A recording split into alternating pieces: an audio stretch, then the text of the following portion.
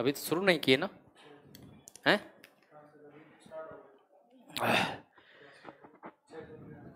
हाँ हाँ, नमस्कार भाई, सभी लोग हैं। सिद्धू, एक आइडिया आया है मेरे पास, आप सब फ्रिज एग्री हो जाए तो ठीक है। मनोज फ्रॉम मुजफ्फरनगर, अनिल सिंह, सीतू, अभिषेक मेहता, सत्येंद्र कुमार।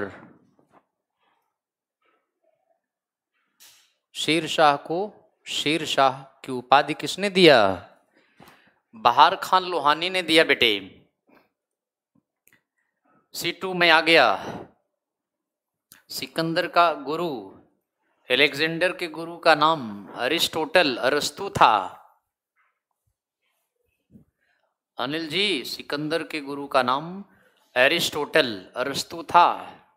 शेर शाह को बहार खान लोहानी ने शेर खान की उपाधि दिया था। तो चलें स्टार्ट किए करें। Good afternoon Nagendra Kumar ji, good afternoon. तो बताएं क्या पढ़ाएं हिस्ट्री में?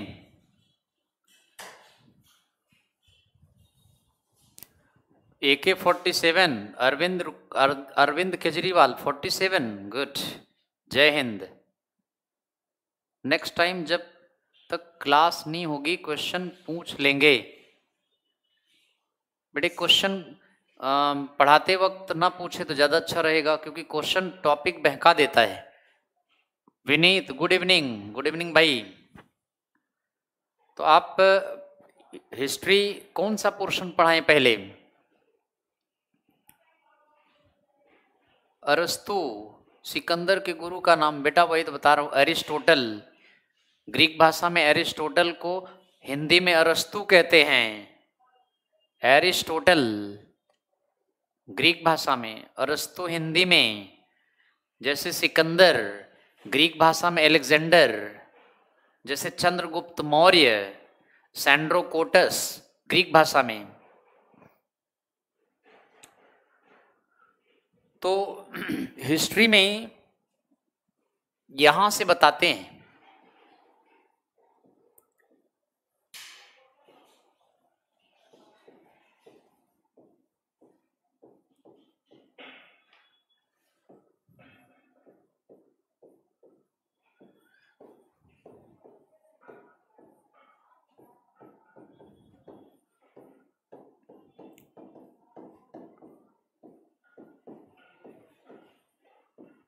मुगल वंश,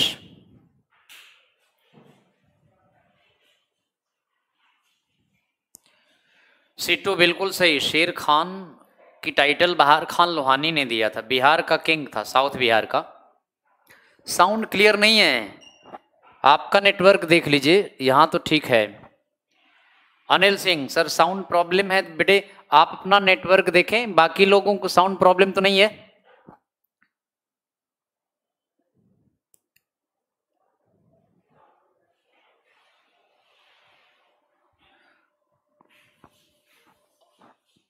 MK डिजायर, अरे वाह, वेरी गुड। 2013 में पैरामाउंट दिलसाद गार्डन के बाद अगेन मिलकर खुश हुए। थैंक यू भाई, थैंक यू, हमें आपसे ज्यादा खुशी हुई। MK डिजायर, डिजायर नाम क्यों रखा है? MK तो ठीक है। समर सोनी, अकबर पढ़ाएं? कुंवर धीरज, चरण स्पर्श गुरुदेव भाई प्रणाम, आशीर्वाद, खूब पढ़ो लिखो, बढ़िया अधिकारी बनो, गजटेड अफसर। Please sir check the sound. बाकी लोग साउंड के बारे में फीडबैक दें। बाकी लोग बताइए, फीडबैक बताइए। साउंड तो हमारे यहाँ ठीक जा रही है, साउंड पूरी है बेटे। इस पे जो ब्लिंक कर रहा है रेड तक पहुंच जा रहा है साउंड। रवि, आज पहला क्लास है बेटे, हमारी भी पहली क्लास है आज, इस बैच में हमारी पहली क्लास है, तो कोई प्रॉब्लम नहीं आएगी। मुगल वंश से पढ़ाना स्टार्ट कर रहे हैं, जो कि समझ में आएगा आपको।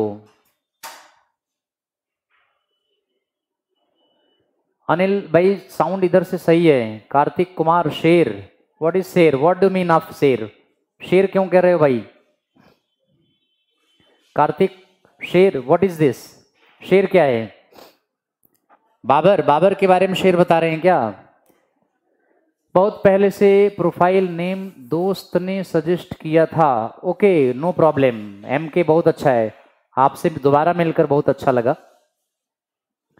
साउंड सही है? ओके तो हम टॉपिक स्टार्ट करते हैं बेटे, और मुगल वंश से प्रारंभ करेंगे, पूरा फ्रीडम स्ट्रगल बता देंगे, और फिर एंशियंट से सिंधु सभ्यता से स्टार्ट करके दिल्ली सल्तनत में इब्राहिम लोदी तक बता देंगे। आपका पूरा टॉपिक विधिवत हो जाएगा, समझने में भी आसान होगा इसको, क्योंकि मुगलों का संबंध फ्रीडम स्ट्रगल में है, यानी 1857 की क्रांति से है, और प्राचीन का संबंध दिल्ली सल्तनत से है। समर सोनी, मेंस के लिए बुक्स बता दीजिए, किसका मेंस, आईएएस का, पीसीएस का, या फिर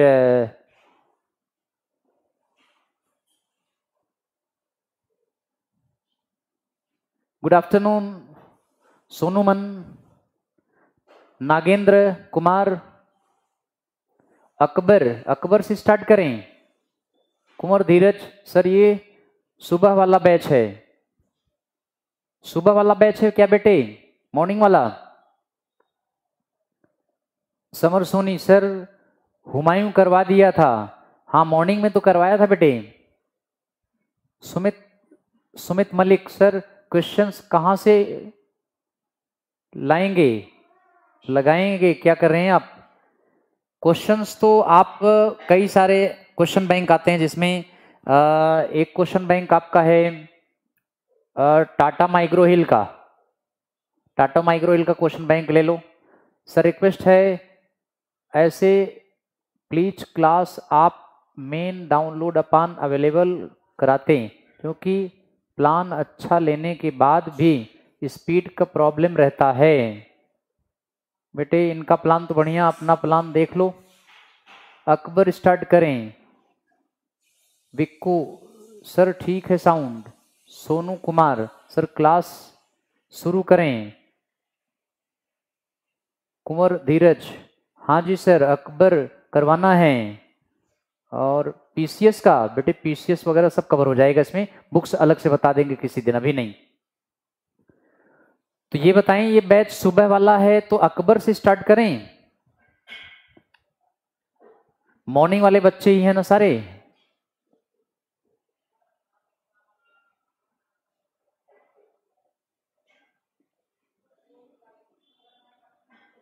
ओके चलिए फिर अकबर स्टार्ट करेंगे।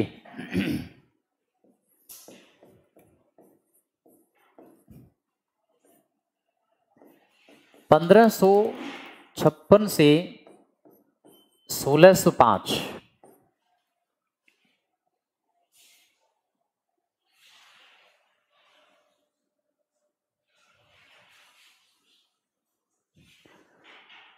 अकबर शब्द का मतलब ग्रेट होता है,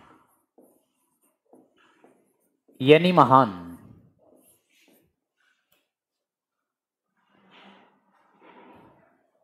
रियल नेम इसका जलालुद्दीन मोहम्मद अकबर।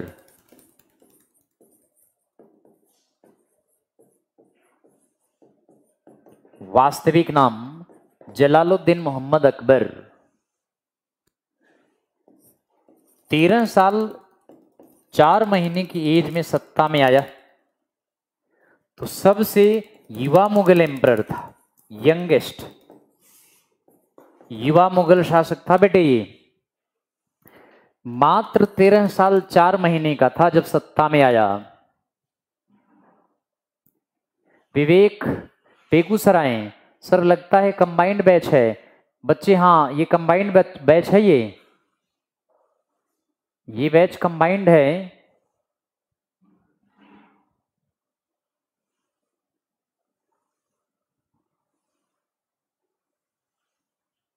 सुबह वाला है।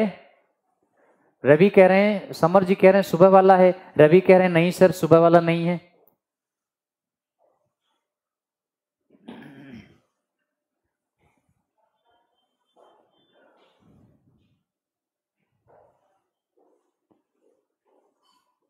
तो रवि बताएं अकबर से स्टार्ट करें।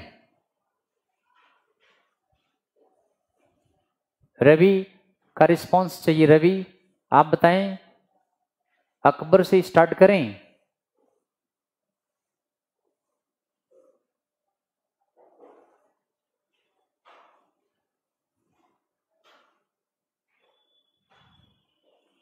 नहीं।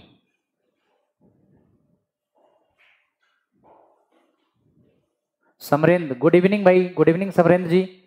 तो रवि जी बताएं फिर कहां से स्टार्ट करें, बाबर से।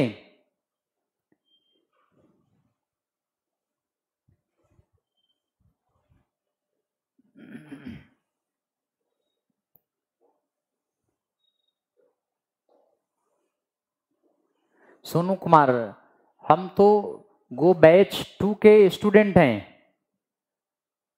बैच 2 के स्टूडेंट आप हैं, सुबह वाले में अटेंड किए हैं क्लास।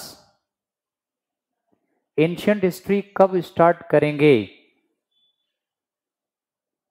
नमो सर GS1 बैच के हैं। MK डिजायर कहां से छोड़ा था उसे आगे करा दो। तो यही बता दें बेटे कहां से शुरू कराएं, जहां छोड़ा उसके आगे बता देते हैं। जहां से छोड़ा हो वहां से आगे बता देते हैं। चलो फिर यहीं से स्टार्ट करते हैं, सभी लोग कह रहे हैं यहीं से, ठीक है। तो अकबर शब्द का मीनिंग महान होता है।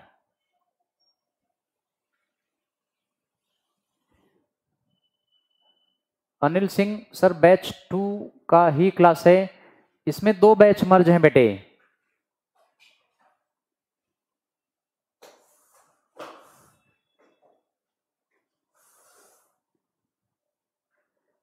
विक्कू कह रहे हैं अकबर से, अनिल जी कह रहे हैं अकबर से, लेकिन रवि जी कह रहे हैं नहीं। Ajit Gorakhpur UP good evening. Kunwar Dheeraj sir ये क्लास मर्ज क्यों कर दिया गया। हो सकता है कि इसमें कंबाइंड इसलिए क्योंकि पहली क्लास है मेरी, इसलिए कंबाइंड कर दिया गया होगा।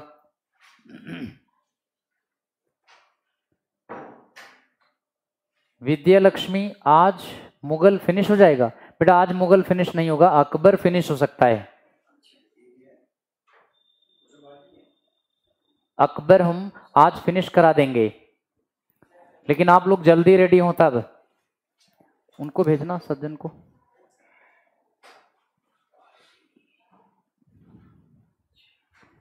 इसमें सुबह वाला बैच भी है क्या।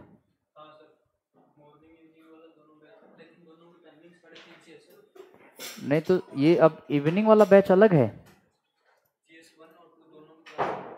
इवनिंग में मेरी क्लास हुई है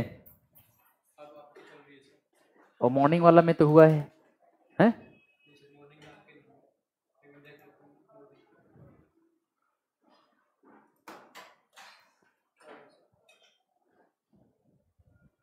मॉर्निंग में कह रहा हूँ कि जो बच्चे ऐसे जो है मॉर्निंग में क्यों फिर इवनिंग में कर रहे हैं, ऐसा है क्या, कंबाइंड है बैच ही। तो ये इसमें हमारी क्लास हुई है नहीं। नहीं 3:30 से 5 आज पहली क्लास है ना इसमें। इससे पहले सुबह में 2 क्लास हो चुकी हैं, 9:30 से 11 बजे तक। तो, हाँ तो बेटे अकबर स्टार्ट करें। मैं ये पूछना चाह रहा हूँ कि इसमें सुबह और ये दोनों बैचेज अलग अलग है ना।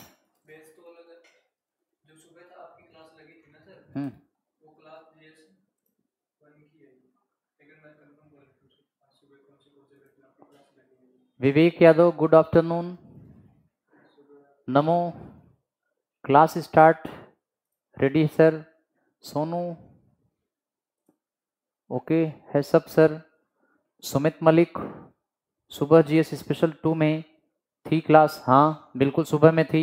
अजीत गोरखपुर यस सर, कुंवर धीरज यस सर, विनय यस सर। तो मैं अकबर स्टार्ट करूं विनय या बाकी लोग? टाइम वेस्ट हो रहा है।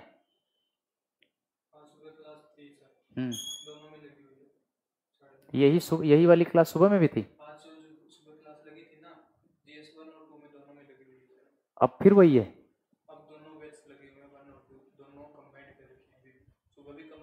ओके, तब तो अकबर हम स्टार्ट करेंगे। कंबाइंड क्लास सुबह का भी है और शाम का भी है। हाँ ठीक बेटे, तब कंबाइंड पढ़ो, तब क्या दिक्कत है आपको? ठीक है, अकबर स्टार्ट करेंगे। अब क्लियर हो गया मुझे। तो चलिए अकबर स्टार्ट करते हैं।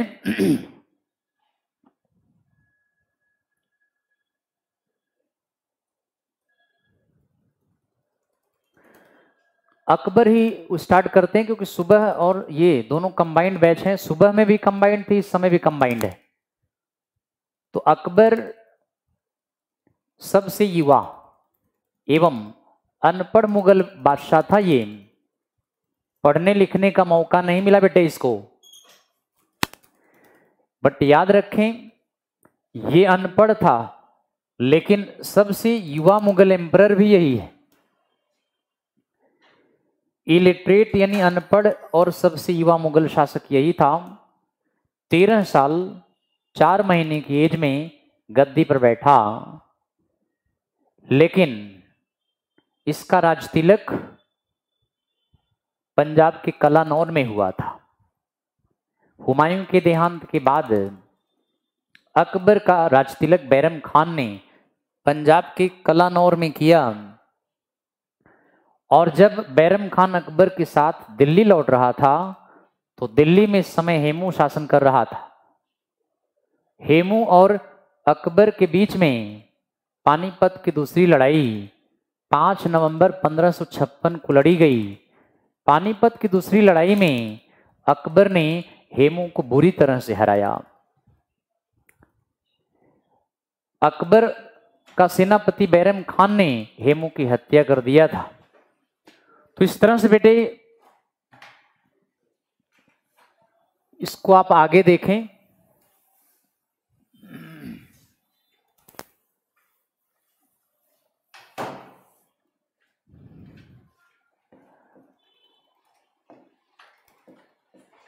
ये समय है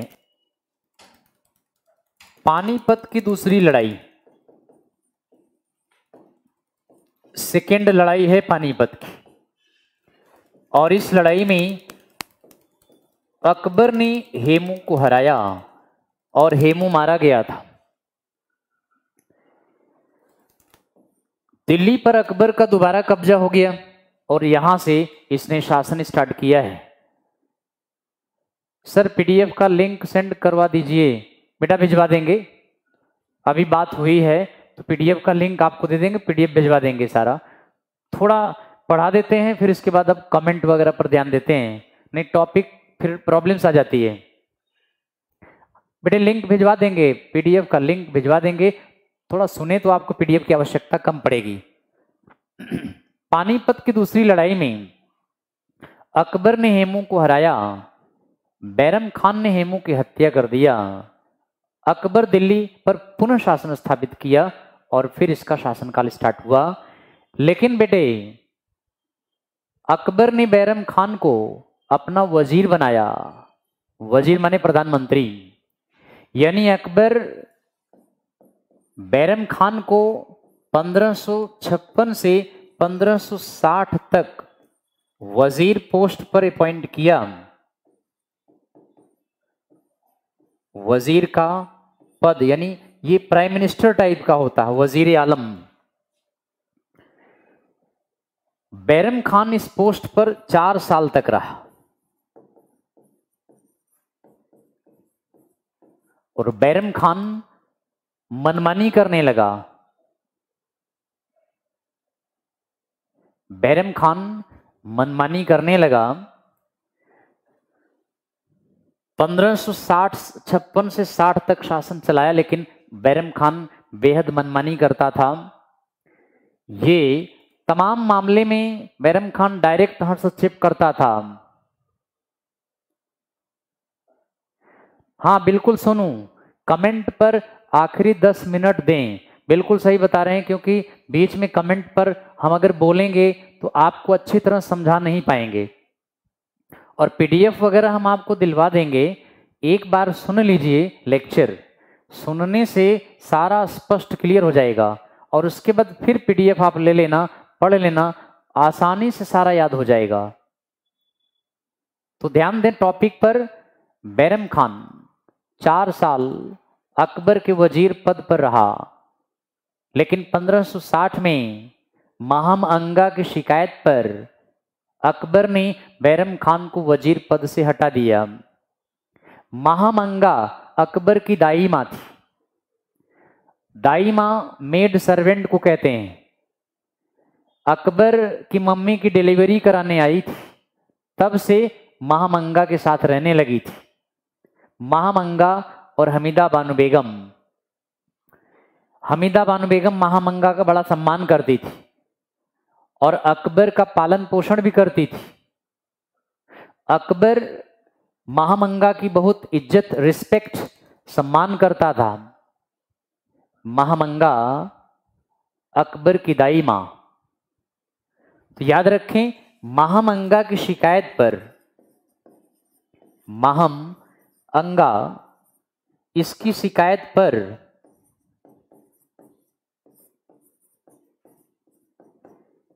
महम अंगा अकबर की दाई मां थी, मेड सर्वेंट। इसकी शिकायत पर अकबर ने बैरम खान को वजीर पद से हटा दिया। महम अंगा ने क्या शिकायत लगाई?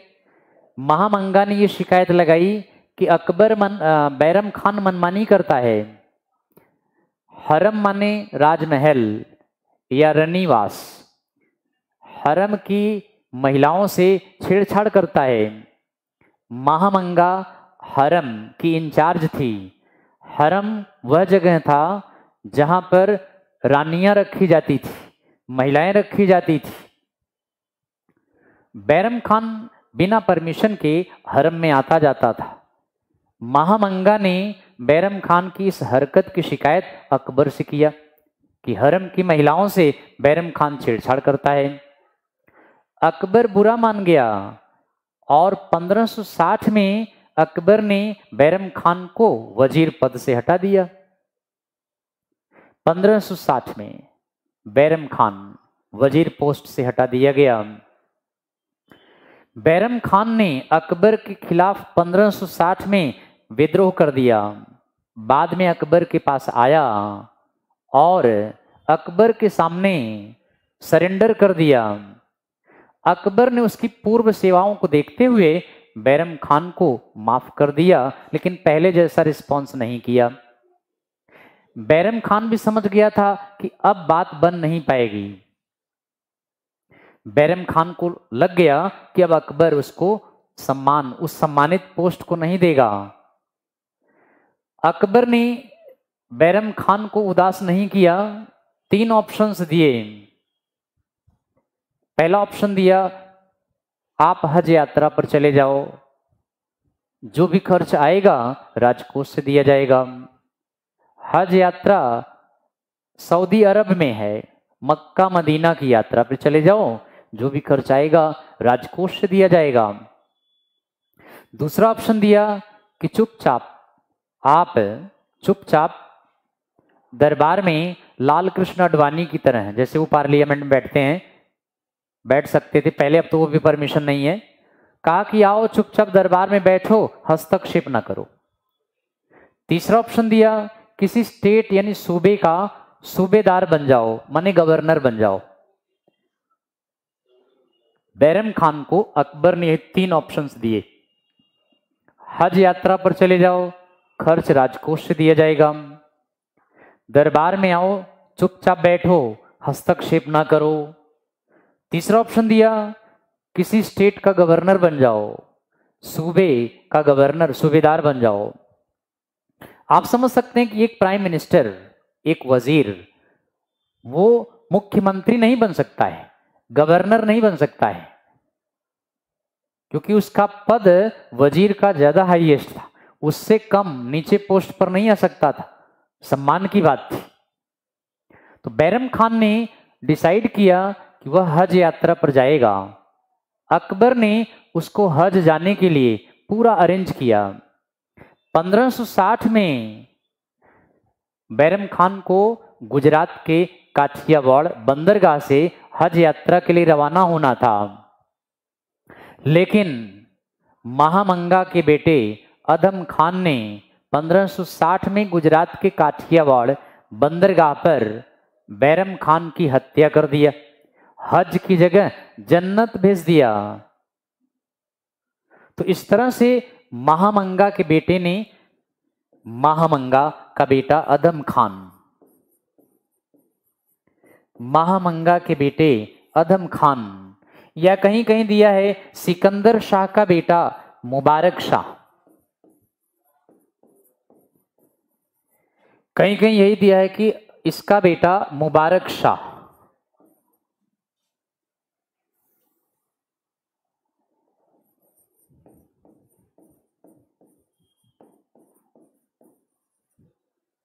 ये सिकंदर शाह का बेटा था, सिकंदर शाह है, जो कि 1555 में दिल्ली में सुल्तान था, जिसे बैरम खान ने पंजाब में नमक की पहाड़ियों से उतारकर बैरम खान ने इसको मारा था बेटे। इसका बेटा ये था, अपने पिता की हत्या का बदला लेना चाहता था, बैरम खान को मारने के लिए तलाश रहा था, और इसको मौका कहाँ मिला? गुजरात के काठियावाड़ में। काठियावाड़ गुजरात में एक बंदरगाह का नाम है ये, काठियावाड़ गुजरात में बंदरगाह में, यहीं से बैरम खान को रवाना होना था। तो या तो इसने मारा अदम खान का बेटा, अदम खान महामंगा का बेटा, या फिर सिकंदर शाह का बेटा मुबारक शाह ने बैरम खान की हत्या किया था।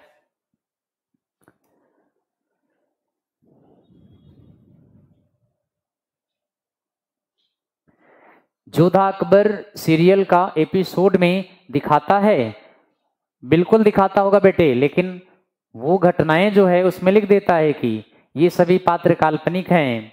अगर किसी कैरेक्टर का किसी से मिलान हो जाए तो एक महज इत्तेफाक होगा, यानी वो इतिहास नहीं दिखाता है, वो इंटरटेन करने के लिए सीरियल बनाया गया है।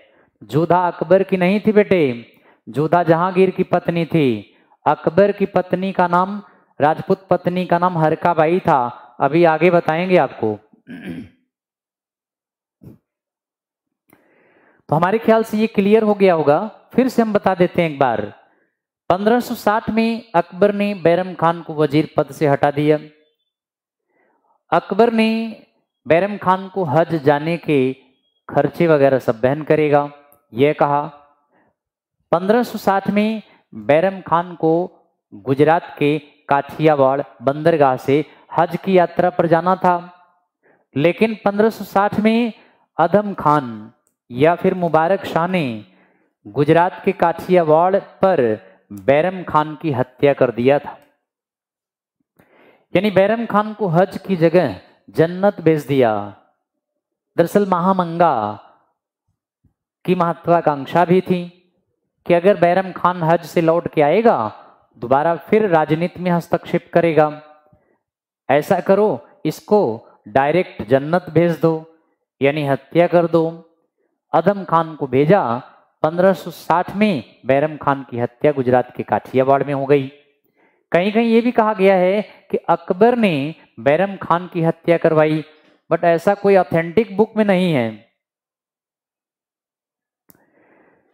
रविंदर पूछ रहे हैं भाई कितने दिन में इतिहास खत्म हो जाएगा?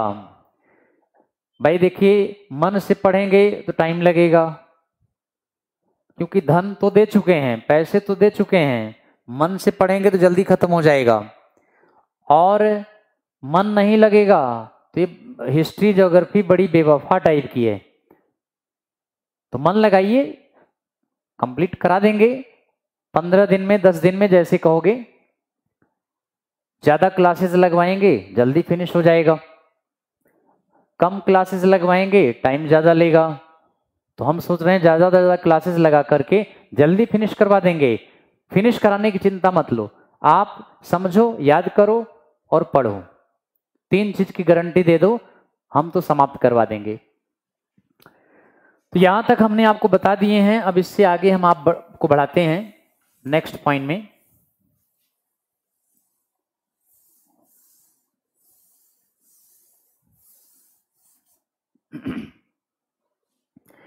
बेटे अब आप देखिए 1560 से 1562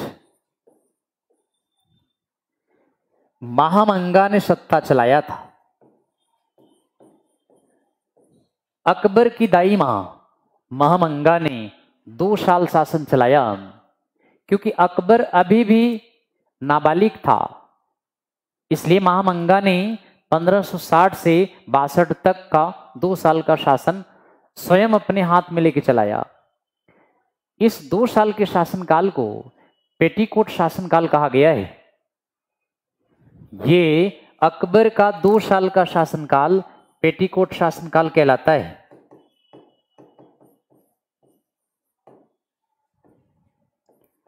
दो साल का शासनकाल अकबर का पेटीकोट शासनकाल कहलाता है।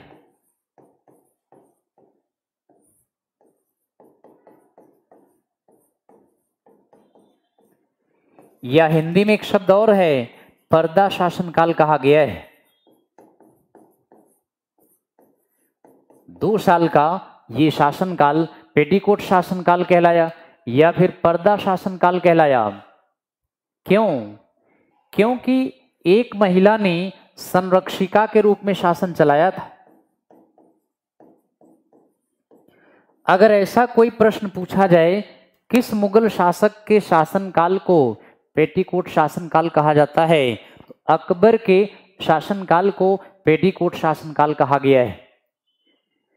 अकबर नाम का किंग था, महामंगा ने एक्चुअल पावर अपने पास में रखा। पुरुष नाम का किंग हो, शासन कोई और महिला चलाए, ऐसे शासनकाल को पेटीकोट शासनकाल कहा जाता है। यदि किंग की पत्नी स्वयं सत्ता चलाए तो ऐसे पति को पेटीकोट किंग कहा जाता है। जैसे जहांगीर अंतिम समय में बीमार पड़ गया, पत्नी नूरजहां ने शासन चलाया, इसलिए जहांगीर को पेटीकोट मुगल शासक कहा गया है। अंतर समझ लीजिए, अगर पत्नी सत्ता चलाए, पति बीमार हो जाए, सीरियस हो जाए, ऐसी कंडीशन में पत्नी सत्ता चलाने लगे तो ऐसे पति को पेटीकोट किंग कहा जाएगा। कोई और महिला शासन चलाए, शासनकाल पेटीकोट हो जाएगा। जैसे मनमोहन सिंह, सोनिया गांधी, 10 साल तक मनमोहन प्राइम मिनिस्टर रहे, लेकिन शासन सोनिया ने चलाया, इसलिए मनमोहन का शासनकाल 10 साल का पेटीकोट शासनकाल था, क्योंकि कोई और महिला सत्ता चला रही थी।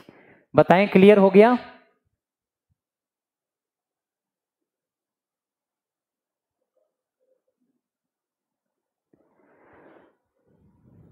क्लियर हुआ पॉइंट? चलिए आगे बढ़ते हैं। तो अकबर के 2 साल के शासनकाल को पेटीकोट शासनकाल कहा गया है। लेकिन 1562 में अकबर सत्ता अपने हाथ में ले लिया।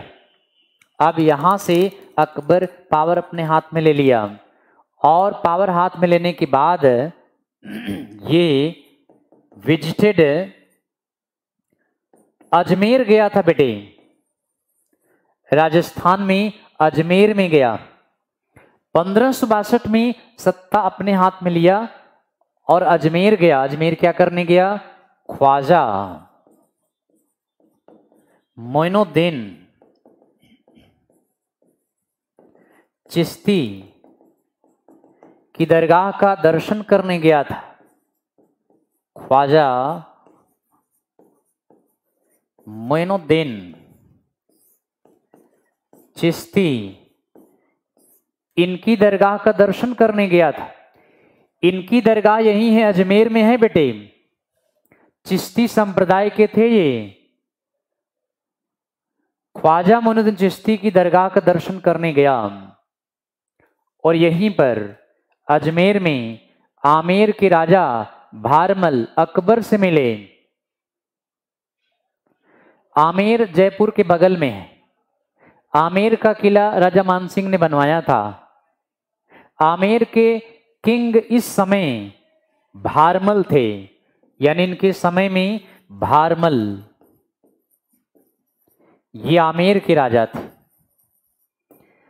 आमेर जयपुर के बगल में है बेटे।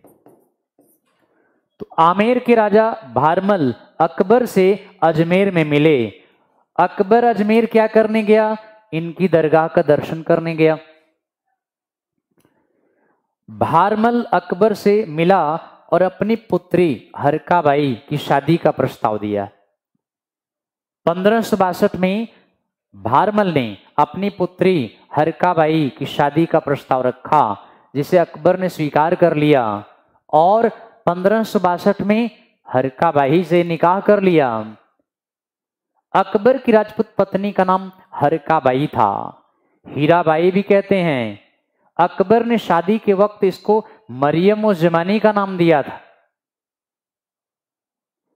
सोनू कुमार, असंभव? क्या असंभव है बेटा?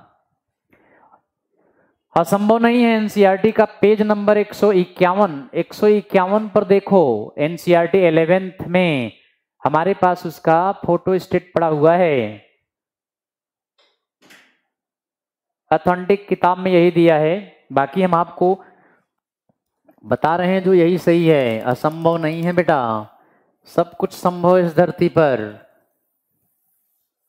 अकबर की राजपूत पत्नी का नाम हरकाबाई, ये थी हरकाबाई, और ये थी daughter of Bharmal,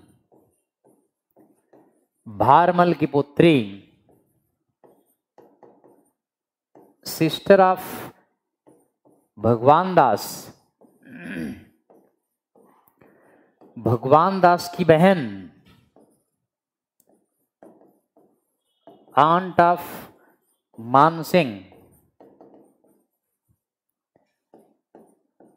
wife of Akbar,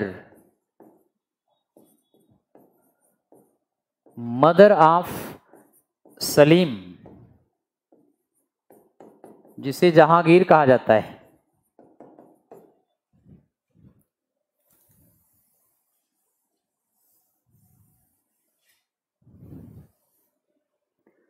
तो हरकाबाई भारमल की पुत्री, भगवान दास की बहन, मान सिंह की बुआ, अकबर की पत्नी, सलीम की अम्मी जान थी।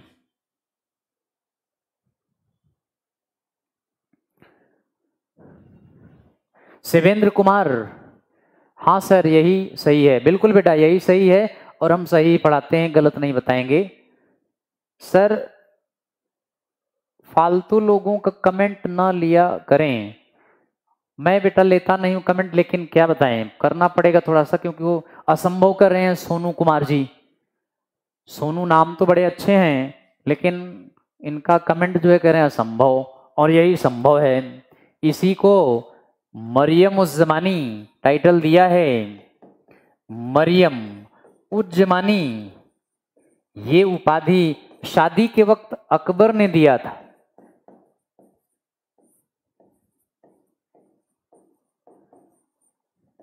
ये टाइटल, इनको हीराबाई भी कहते हैं।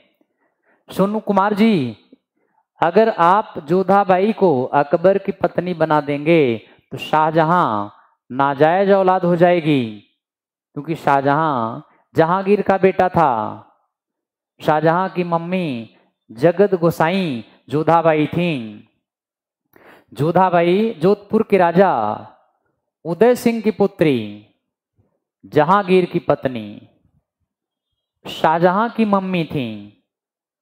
अगर आप जोधा अकबर की पत्नी बना देंगे तो शाहजहां नाजायज औलाद हो जाएगा। इसलिए बेटे हरकाबाई अकबर की राजपूत पत्नी, इसी से जहांगीर पैदा हुआ। जहांगीर की राजपूत पत्नी जोधाबाई को जगत गोसाई भी कहते हैं। मोटा राजा उदय सिंह की पुत्री, मोटा राजा टाइटल अकबर ने उदय सिंह को दिया था। अकबर ने चंद्रसेन को हटा करके जोधपुर का राजा उदय सिंह को बना दिया। ये राणा उदय सिंह सेकंड नहीं है, मेवाड़ वाले। ये राणा उदय सिंह मेवाड़ वाले अलग हैं, और ये उदय सिंह जो है अलग हैं, जोधपुर वाले। जोधपुर के उदय सिंह को मोटा राजा की टाइटल अकबर ने दिया था। अकबर ने मोटा राजा उदय सिंह के बड़े भाई चंद्रसेन को हटा करके जोधपुर की सत्ता उदय सिंह को दिया, जबकि मेवाड़ के उदय सिंह सेकंड ये महाराणा प्रताप के पिताजी थे। तो दोनों में अंतर है बेटे, इसलिए हम जो बता रहे हैं हमने रिसर्च करके इसको आपको बता रहे हैं। एनसीईआरटी का पेज 154 151 पे दिया है, दोनों पेज पढ़ लीजिए, स्टार्ट में ही है, आपको पूरा स्पष्ट हो जाएगा। इसीलिए जोधा अकबर फिल्म विवादित थी, कारण यही था क्योंकि अकबर के बायोग्राफी अकबरनामा में भी अकबर की राजपूत पत्नी का नाम हरकाबाई, हीराबाई या मरियम उज़ ज़मानी। मरियम उज़ ज़मानी के बारे में एक और बुक में दिया हुआ है कि मरियम उज़ ज़मानी अकबर की क्रिश्चियन वाइफ थी, ईसाई पत्नी थी। पुर्तगालियों ने अकबर को ईसाई राजकुमारी गिफ्ट में दिया था, क्योंकि पुर्तगालियों को अकबर से व्यापारिक अधिकार चाहिए था, इसलिए वह एक राजकुमारी को अकबर को गिफ्ट में दिया। कहीं कहीं यह दिया हुआ है। सुनो मतबल क्या लिखे हो, ये क्लास ऑफलाइन नहीं चलेगी। मैंने मतलब ऑफलाइन का मतलब यार सोनू क्या चाहते हो?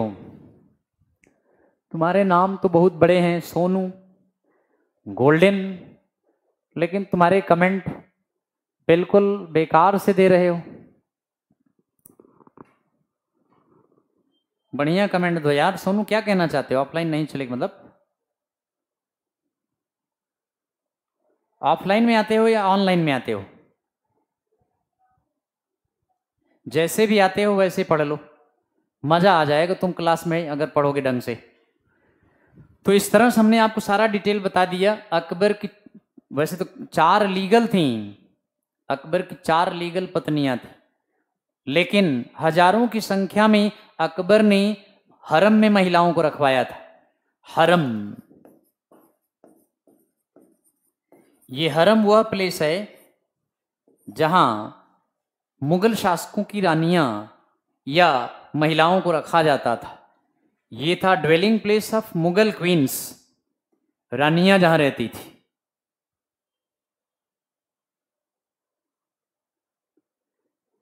एक भाई ने कहा था कि क्लास ऑफलाइन चलेगी। बेटा सोनू कंफर्म कर ले, ऑफिस से नंबर वंबर होगा तुम्हारे पास। ऑफलाइन चलेगी या ऑनलाइन चलेगी? अभी जो चल रहा है उसको तो ले ले बेटे, जब ऑफ ऑनलाइन आएगा तो देख लेना, ठीक है?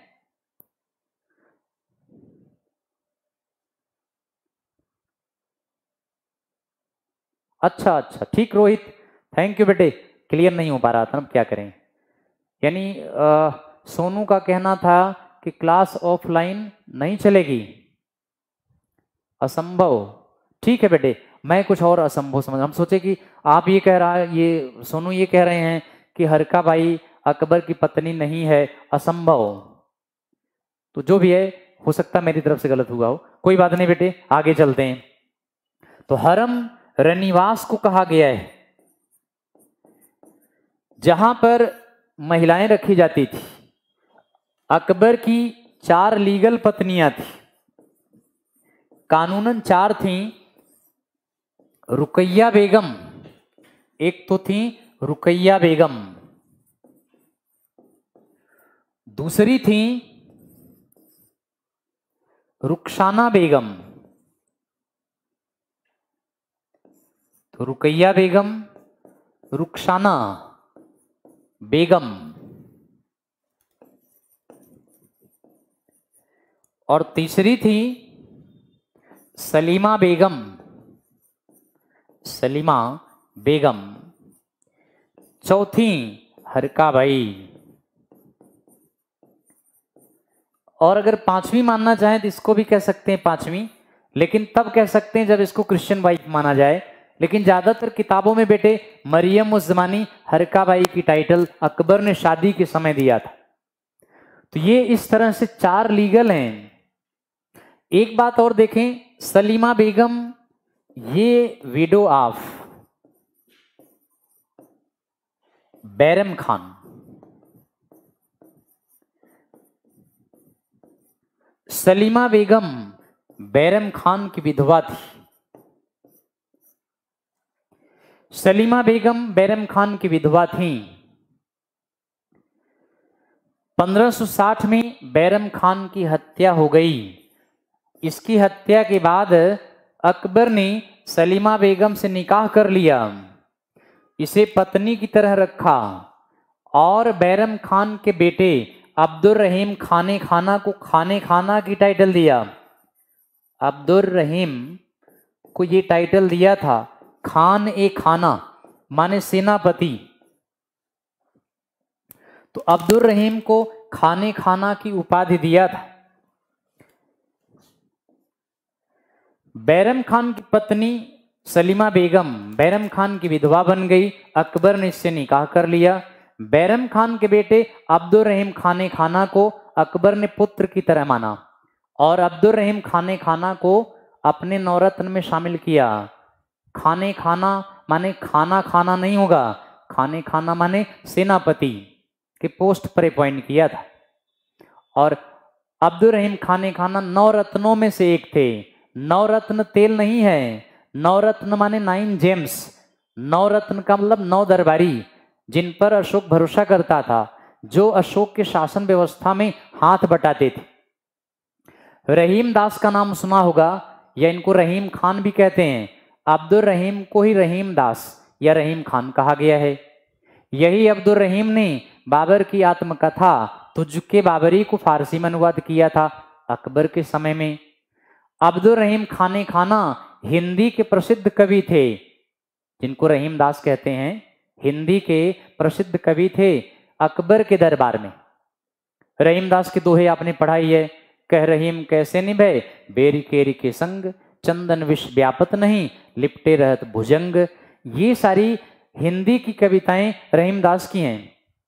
तो बेटे इस तरह से अकबर ने बैरम खान की पत्नी को पत्नी बना लिया और बैरम खान के पुत्र को पुत्र की तरह माना। तो ये है इसमें।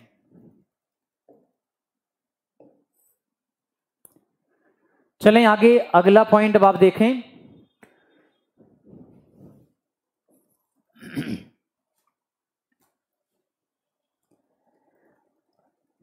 अकबर ने 2 टैक्स हटा दिए थे। अकबर रिमूव्ड। अकबर ने हटाए 2 टैक्स हटाए थे। एक तो 1563 में पिलग्रिमेज टैक्स,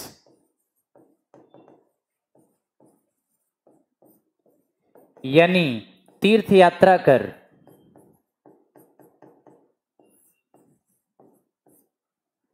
और 1564 में जजिया टैक्स हटा दिया, यानी जजिया कर। तो इस तरह से हरकाबाई से शादी के पश्चात अकबर ने इन 2 करों को हटा दिया था।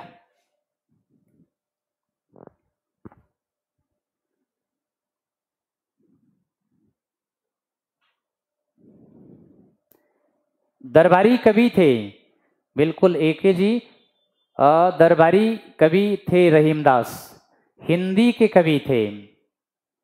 पूरा नाम है अब्दुल रहीम खाने खाना। खाने खाना की टाइटल अकबर ने दिया था। तो रहीम दास दरबारी कवि थे, दरबारी कवि थे अकबर के, हिंदी के कवि थे ये। तो इस तरह बड़ा इंपॉर्टेंट पॉइंट है, जजिया टैक्स हटा दिया और तीर्थ यात्रा कर भी हटा दिया। तीर्थ स्थलों पर नॉन मुस्लिम को देना पड़ता था। जैसे मान लीजिए कोई हिंदू वैष्णो देवी गया तो वहां उसको यात्रा तीर्थ यात्रा कर देना पड़ता था। हरिद्वार स्नान करने गया वहां टैक्स देना पड़ता था। मथुरा केशव टेम्पल का दर्शन करने गया टैक्स देना पड़ता था। काशी विश्वनाथ टेम्पल दर्शन करने गया, वहां टैक्स देना पड़ता था। तिरुपति बालाजी मंदिर, ऐसे स्थलों पर जाएं तो टैक्स लगता था, नहीं जाते तो नहीं लगेगा। तो तीर्थ यात्रा कर कंपलसरी नहीं था, ऑप्शनल था। जाएंगे तभी टैक्स लगेगा, नहीं जाएंगे तीर्थ यात्रा कर नहीं लगेगा। लेकिन जजिया ये अनिवार्य था, ये कंपलसरी था। जजिया गैर मुसलमानों से लिया जाता था। जजिया एक प्रकार से धार्मिक कर था, गैर मुसलमानों से लिया जाता था।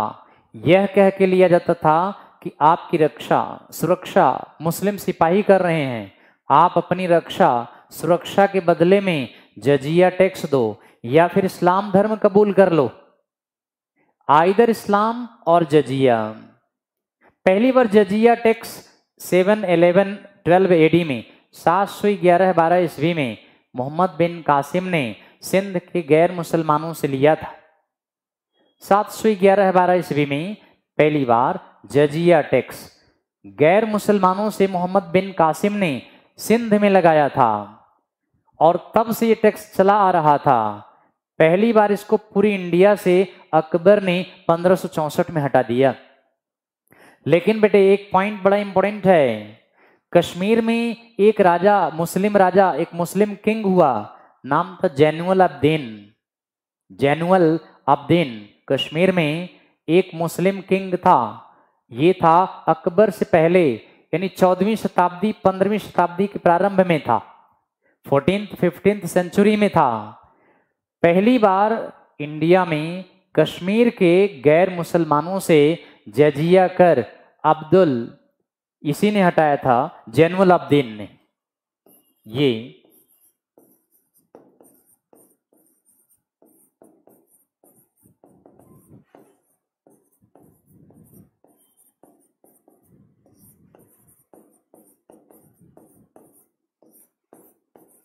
बेटे ये कश्मीर में राजा था जैनुअल अब्दीन ने पहली बार, ये 14वीं-15वीं शताब्दी में था,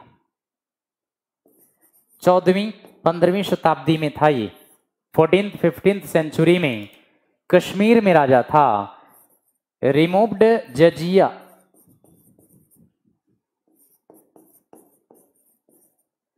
पहली बार इसी ने जजिया कर कश्मीर से हटाया था, कहीं और से नहीं, केवल कश्मीर से।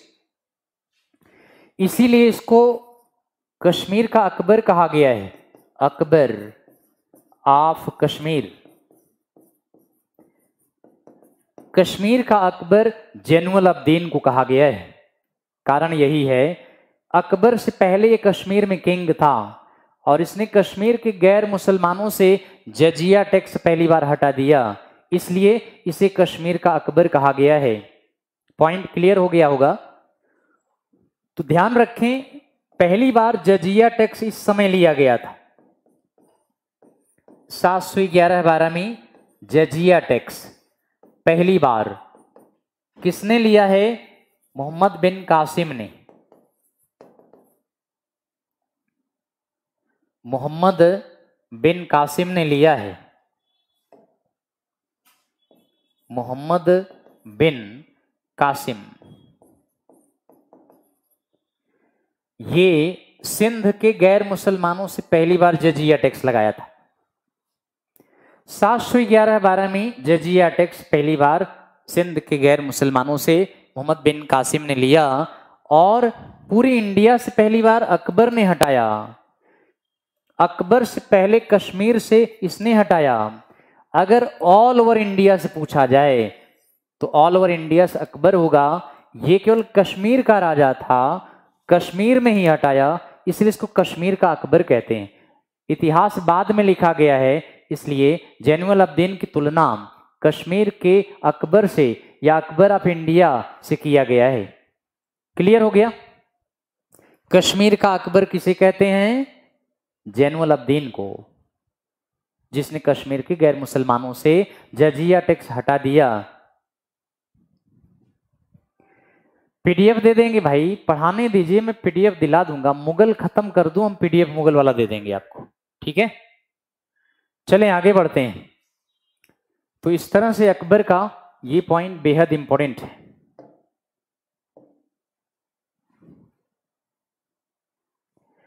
आगे, अकबर ने इंडिया में बहुत सा निर्माण कराया है।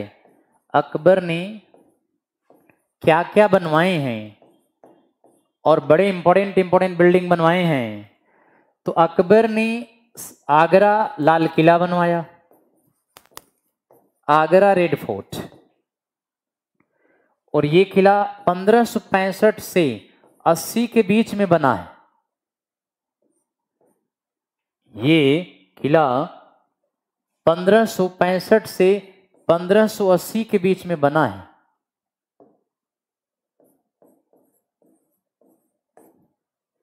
आगरा लाल किला, आगरा रेड फोर्ट, दीवाने आम, दीवाने खास, रंग महल, इसमें कई पैलेस बनवाए, Man Singh palace, Birbal palace, Todarmal palace, Mariam uz Zamani palace. Akbar Sulah Kul की नीति अपना लिया था। सुलह कुल का मतलब होता है सब धर्मों के प्रति सेकुलर पॉलिसी, टॉलरेंस पॉलिसी, सहिष्णुता की नीति अपना लिया था। अकबर की ये पॉलिसी बड़ी इंपॉर्टेंट है, सुलह कुल की पॉलिसी। सुलह कुल की पॉलिसी, सब धर्म के लोगों में सद्भावना की पॉलिसी, सब धर्म के प्रति सहिष्णुता की पॉलिसी। इसलिए अकबर ने अपनी अन्य धर्म की महिलाओं के लिए, अन्य धर्म की पत्नियों के लिए मस्जिद बनवाए, मुस्लिम पत्नियों के लिए चर्च बनवाए, ईसाई पत्नियों के लिए, और मंदिर बनवाए हिंदू पत्नियों के लिए।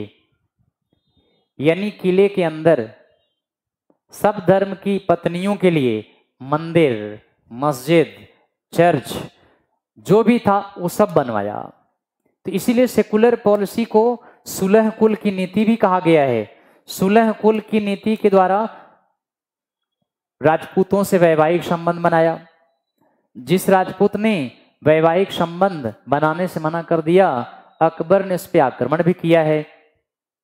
जिसने अकबर की सुलह कुल पॉलिसी के अंडर में वैवाहिक संबंध स्वीकार कर लिया, उसे अपना दोस्त बना लिया और उसको इनाम के रूप में खूब स्टेट भी दिया, सूबेदार भी, सूबा भी दिया।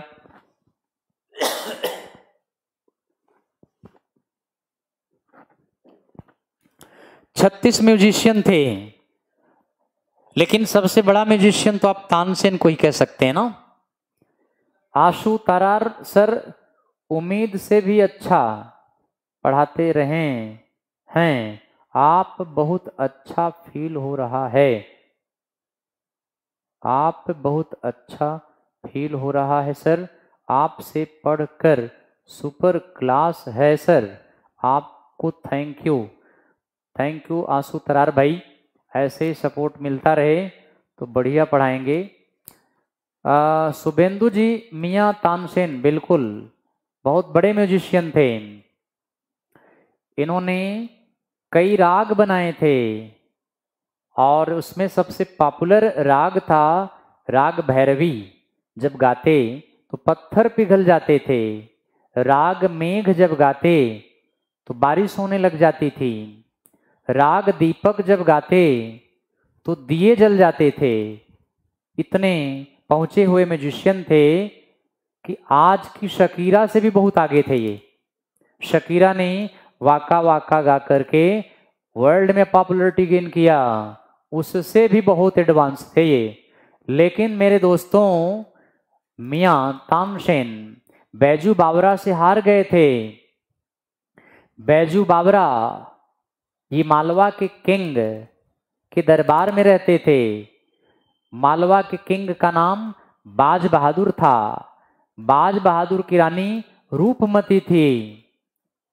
तो जब अकबर को पता चला कि बाज बहादुर के दरबार में एक बहुत बड़े म्यूजिशियन हैं जिनका नाम बैजू बावरा है, तो अकबर ने उनको बुलवाया, मियाँ तानसेन से कंपटीशन कराया। मियाँ तानसेन बैजू बावरा से हार गए थे। मियाँ तानसेन ने बैजू बावरा को बहुत प्रेस किया कि वो दिल्ली दरबार में आ जाएं, अकबर के दरबार में आ जाएं। बहुत लालच भी दिया, लेकिन बैजू बावरा इनकी अधीनता में नहीं आया। अकबर ने मालवा के किंग बाज बहादुर पर हमला भी किया था। और जैसे आप पद्मावती की कहानी पढ़े होंगे, पद्मावती की कहानी जिसमें अलाउद्दीन चित्तौड़ पर हमला किया, है ना, चित्तौड़ के राजपूत सिपाही किंग सब लड़ने लगे। जब खबर आई पद्मावती के पास अब राणा रतन सेन हार जाएंगे, तो पद्मावती अन्य मुस्लिम महिलाओं के साथ जलती हुई अग्निकुंड में जौहर कर लिया था ना। जौहर का मतलब अग्नि जलती रही और उसी में एक एक करके राजपूत महिलाएं कूद कर आत्मदाह करने लगी। ये घटना अमीर खुसरो ने खुद देखा था और अपनी पुस्तक खजाइनुल फुतूह में लिखा हुआ है इस घटना को। तो बेटे ऐसे इसी तरह से अकबर ने जब मालवा पे हमला किया, वहां के किंग बाज बहादुर हिंदू किंग हार गया और अकबर ने रानी रूपमती की सुंदरता से मुग्ध हो गया। रानी रूपमती को पकड़वाकर उसको अपने महल में लाने के लिए कहा, लेकिन रानी रूपमती ने भी खुद को सुसाइड कर लिया था। ये खुद भी जौहर कर लिया था और कई राजपूत महिलाओं ने जौहर कर लिया था। ऐसी घटना रूपमती के ऊपर भी है। तो पद्मावती रूपमती, पद्मावती के पति राणा रतन सेन और रूपमती के पति का नाम अभी तो बताए थे। रूपमती के पति का नाम बाज बहादुर। बाज बहादुर बहुत बलवान था। Sir which is Ferguson. Ferguson Pune में एक कॉलेज था, फर्गुसन कॉलेज बड़ा पॉपुलर है, जहां क्रांतिकारी लोग पढ़ते थे। अधिकतर क्रांतिकारी यहीं से निकल के आए हैं, इसमें बाल गंगाधर तिलक वगैरह हैं और कुछ मॉडरेट भी लीडर हैं यहाँ पढ़े हुए। फर्गुसन कॉलेज पुणे में ब्रिटिश काल में बना था। फ्रीडम स्ट्रगल के समय में क्रांतिकारी कई नेता यहाँ से पढ़ के आए। बेटे इन सब चीजों को अगर पूछोगे तो टॉपिक से भटक जाएंगे, इसलिए इस टॉपिक से रिलेटेड क्वेश्चन पुटअप करें और इसको ध्यान से सुने। वहां जब पहुंचेंगे तो वहां बताएंगे। तो अकबर ने एक तो ये बनवाया, दूसरा चलते हैं लाहौर का किला बनवाया, लाहौर फोर्ट। ये भी लगभग इस समय पूरा हुआ था। एक और है इलाहाबाद का किला, इलाहाबाद फोर्ट। ये 1583 में बन के तैयार हुआ था। बट आप जानते हैं इलाहाबाद का नाम दीन इलाही के नाम पे, इलाहाबाद का नाम दीन इलाही के नाम पे रखा गया है। और अकबर ने एक शहर भी बसाया इसी नाम से, इलाहाबाद, दीन इलाही के नाम पे। अब इसको प्रयागराज कहते हैं, जहां कुंभ लगा था। और इसका सबसे पुराना नाम वत्स, ये सबसे पुराना नाम है वत्स। तो इस तरह से वत्स इलाहाबाद का ही पुराना नाम है। और इलाहाबाद शहर अगर पूछे किसने बसाया तो ध्यान रखें, इलाहाबाद शहर अकबर ने दीन इलाही के नाम पे बसाया था, दीन इलाही के नाम पर।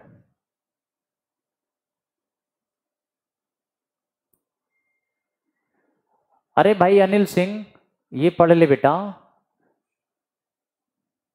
ये ध्यान से पढ़ ले, सारा बता देंगे। कुछ नेट से सर्च कर ले, सब तो मिल जाएंगे नेट में। रानी तुम्हारी का, तुम्हारी रानी कौन सी है भाई? हैं? तुम्हारी रानी कौन सी है? रानी रूपमती बाज बहादुर की मालवा में है।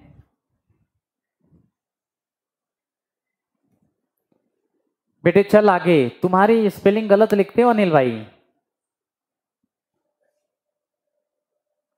रूपमती, हाँ, रानी रूपमती बाज बहादुर की पत्नी, मालवा का किंग।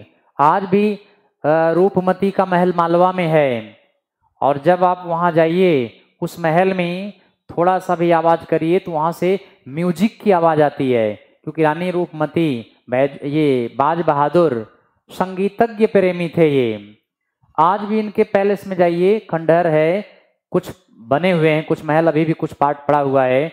जरा सा भी आवाज करिए तो उसमें से आवाज आती है बेटे, म्यूजिक की आवाज आती है। तो तुम्हारी रानी, मैं सोचा पता नहीं तुम्हारी रानी कहाँ से आ गई। रानी तुम्हारी का महल कहाँ है? तो इस पर कंफ्यूजन हो गया बेटा। रूपमती का तो वही है, एमपी में है, मांडू के आसपास है। तो इलाहाबाद का किला अब आप देखें। इसके बाद नेक्स्ट एक और देखें, बुलंद दरवाजा बड़ा इंपॉर्टेंट है। बुलंद दरवाजा ये फतेहपुर सीकरी में है। बुलंद दरवाजा फतेहपुर सीकरी में, बुलंद दरवाजा ये फतेहपुर सीकरी में है। और इसकी स्थापना 1573 में अकबर ने किया था। फतेहपुर सीकरी शहर भी अकबर ने इसी समय किया था, ये शहर भी इसी समय बसाया। बुलंद दरवाजा 176 फीट ऊंचा है, ये विश्व का सबसे ऊंचा दरवाजा है। बुलंद दरवाजा ये विश्व का सबसे ऊंचा दरवाजा है, 176 फीट ऊंचा है। और अगर ये पूछे किसकी याद में बनवाया, तो 1573 में गुजरात विजय के उपलक्ष्य में, गुजरात जीतने के उपलक्ष्य में बुलंद दरवाजा गुजरात विजय के उपलक्ष्य में बनवाया था। फतेहपुर सीकरी गुजरात विजय के उपलक्ष्य में बनवाया। गुजरात का किंग सुल्तान महमूद था, महमूद शाह। अकबर ने गुजरात के किंग को बड़ी तेजी से किया गया अभियान में बुरी तरह से हराया। अकबर की सबसे क्विकेस्ट विक्ट्री थी, अकबर की सबसे तेजी से किया गया अभियान गुजरात पर था। इस उपलक्ष्य में बुलंद दरवाजा बनवाया, फतेहपुर सीकरी शहर बसाया। फतेहपुर सीकरी में बुलंद दरवाजा है और बुलंद दरवाजे के गेट पर फत्ता जैमल की 2 स्टैच्यू हाथी पर सवार होकर दोनों गेट के सामने रखवाया। फत्ता जैमल चित्तौड़ के राजा उदय सिंह सेकंड के 2 सेनापति थे। जब अकबर 1567 में चित्तौड़ पर आक्रमण किया तो फत्ता और जैमल ने अकबर की सेना के खिलाफ बड़ी बहादुरी से लड़ा। इस बहादुरी से अकबर प्रभावित हो गया और फत्ता जैमल राजपूत 2 शूरवीरों का हाथी पर बैठी 2 स्टैच्यू बनवा करके बुलंद दरवाजे के गेट के सामने रखवाया। बट याद रखें, अगर ये प्रश्न पूछा जाए बुलंद दरवाजा किस याद में बनवाया, गुजरात विजय के उपलक्ष्य में।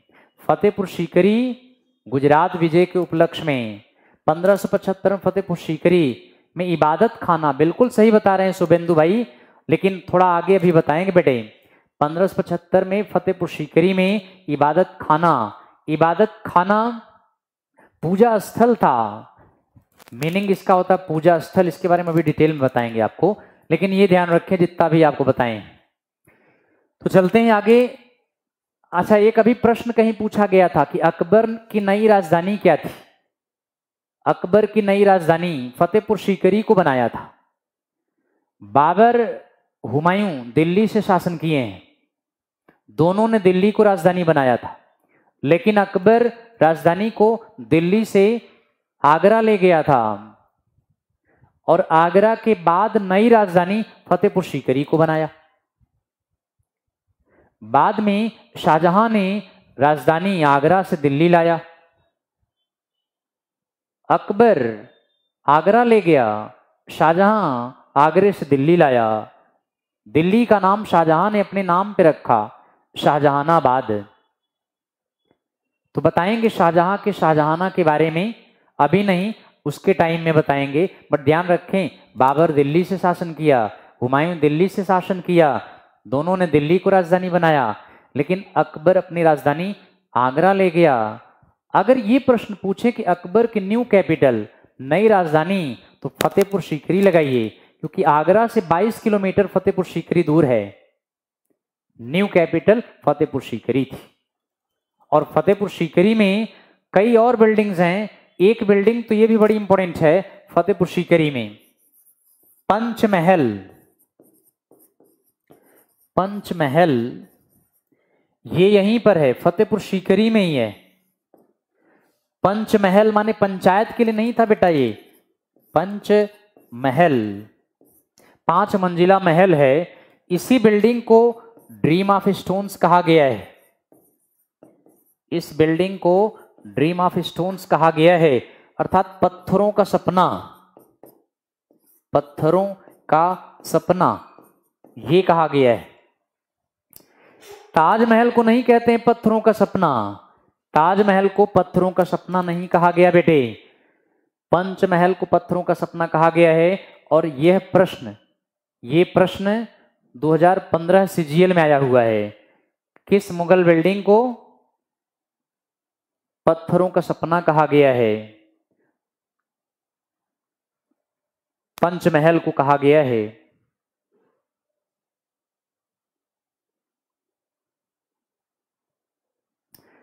शुभेंदु भाई, Fatehpur Sikri was city Akbar himself sign of his victory, बिल्कुल विक्ट्री बताया तो यही, साइन ऑफ हिज विक्ट्री का मतलब यही 1573 में गुजरात विजय in the memory of Gujarat victory लिख दें ज्यादा अच्छा रहेगा।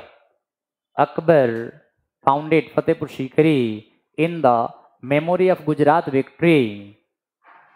तो साइन ऑफ विक्ट्री, फतेह का मतलब होता है विक्ट्री, फतेह का मतलब विक्ट्री, फतेहपुर का मतलब विक्ट्रीपुर, विजय, फतेह माने विजय, विजयपुर है, नेचुरल है, सही है। तो पत्थरों का सपना अगर पूछा जाए किसे कहा गया है तो ताजमहल मत लगाइएगा। चलें अगले क्वेश्चन पर चलते हैं, अगले पॉइंट पर। एक और देखें जो अकबर ने बनवाया है, इबादत खाना जो आप बता रहे थे बेटे, इबादत खाना,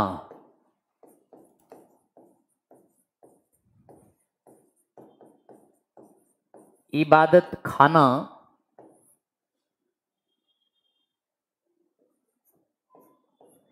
ये फतेहपुर सीकरी में है। इबादत खाना फतेहपुर सीकरी में है। इसकी स्थापना 1575 में अकबर ने किया था। सीधा प्रश्न ऐसे ही आता है कि सीधा प्रश्न पूछा जाता है कि इबादत खाने की स्थापना किसने किया, तो इबादत खाने की स्थापना अकबर ने किया। दूसरा प्रश्न पूछा जाता है कि इबादत खाने की स्थापना अकबर ने कहाँ किया, तो अकबर ने इसकी स्थापना फतेहपुर सीकरी में किया। एक चीज और पूछा गया है, इबादत खाने का मीनिंग क्या होता है, इबादत खाने का अर्थ क्या होता है, तो इसका मीनिंग है वर्शिप प्लेस, वर्शिप प्लेस यानी पूजा स्थल, ये इसका मीनिंग है। इबादत खाने का मतलब पूजा स्थल होता है, इबादत खाने का मतलब पूजा स्थल होता है। लेकिन ये पूजा करने के लिए नहीं बनवाया था। अकबर इस जगह पर विभिन्न धर्म के इंचार्ज को बुलाता था और उनको इस इबादत खाने में, एक बड़ा सा हॉल था इबादत खाने में, यहीं सब इंचार्ज को बैठा देता और फिर किसी मुद्दे पर, किसी धार्मिक मुद्दे पर इबादत खाना के अंदर वार्तालाप करवाया जाता था।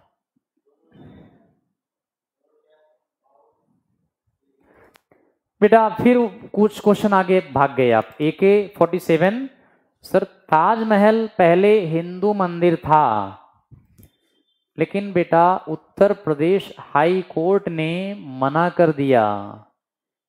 एक व्यक्ति ने उत्तर प्रदेश हाई कोर्ट में रिट डाला था कि ताजमहल, ताजमहल पहले तेजस्यो महल्य नामक मंदिर था, तेजस्यो महल नामक मंदिर था, जिसे शाहजहां ने ताजमहल नामक मकबरा बनवा दिया। बट हाई कोर्ट इलाहाबाद ने मना कर दिया कि यहाँ कोई मंदिर नहीं था, यहाँ ताजमहल ही था। अब आप नेट पे सर्च करोगे तो ये चीज दिखाएगा, बट इलाहाबाद हाई कोर्ट मना कर दिया है। क्यों जानते हैं? कहा कि यह ताजमहल है, शाहजहां ने बनवाया, यहाँ कोई तेजस्वी महल मंदिर नहीं था। आज भी ताजमहल में एक जगह से पानी टपकता है ना, तो उसमें यही कहा गया है कि शिव के लिंग पर पानी टपकता था, इसलिए यहाँ शिवलिंग रखा गया था जिसके सामने से पानी ऊपर से आता है। लेकिन साइंटिफिक थ्योरी ये है कि ताजमहल यमुना नदी के किनारे पर है, ताजमहल यमुना नदी के किनारे पर है, और संगमरमर जो होता है, वाइट मार्बल्स, पानी सोखता है। तो उस बिल्डिंग को ऐसे बनाया गया है, ताजमहल को, जिससे वो संगमरमर के द्वारा खींचा गया पानी वहाँ आके एकत्र हो जाए, फिर वहाँ से पानी निकल जाए, अन्यथा ताजमहल की सुंदरता, पत्थर पीले पड़ जाएंगे, खराब हो जाएगी। इस वे में उसको साइंटिफिक तरीके से बनवाया हुआ है। हाँ, ये सब आगे बताएंगे बेटे, ये सब जो आप पूछ रहे हैं शुभेंदु, इसको आगे बताएंगे। चलें, तो ये इबादत खाना इतना बढ़िया पॉइंट था, बता रहे थे आपको, बीच में आपने ये मामला ले दिया। तो इबादत खाना एक हॉल है, फतेहपुर सीकरी में अकबर ने 1575 में बनवाया, और इसका मेन उद्देश्य क्या था? विभिन्न धर्म के इंचार्ज को, हेड को बुलाता और इबादत खाने के अंदर बैठाकर धार्मिक मुद्दे पे वार्तालाप करता था। तो मेन उद्देश्य ये सिविल सेवा में पूछा गया है, आईएएस में, कि इबादत खाने का मुख्य उद्देश्य क्या था। तो यही इसका मेन उद्देश्य था, to hold debates among the religions. ये इसका मेन उद्देश्य था बेटे, विभिन्न धर्मों में धार्मिक वार्तालाप करवाना, विभिन्न धर्मों में धार्मिक वार्तालाप करवाना।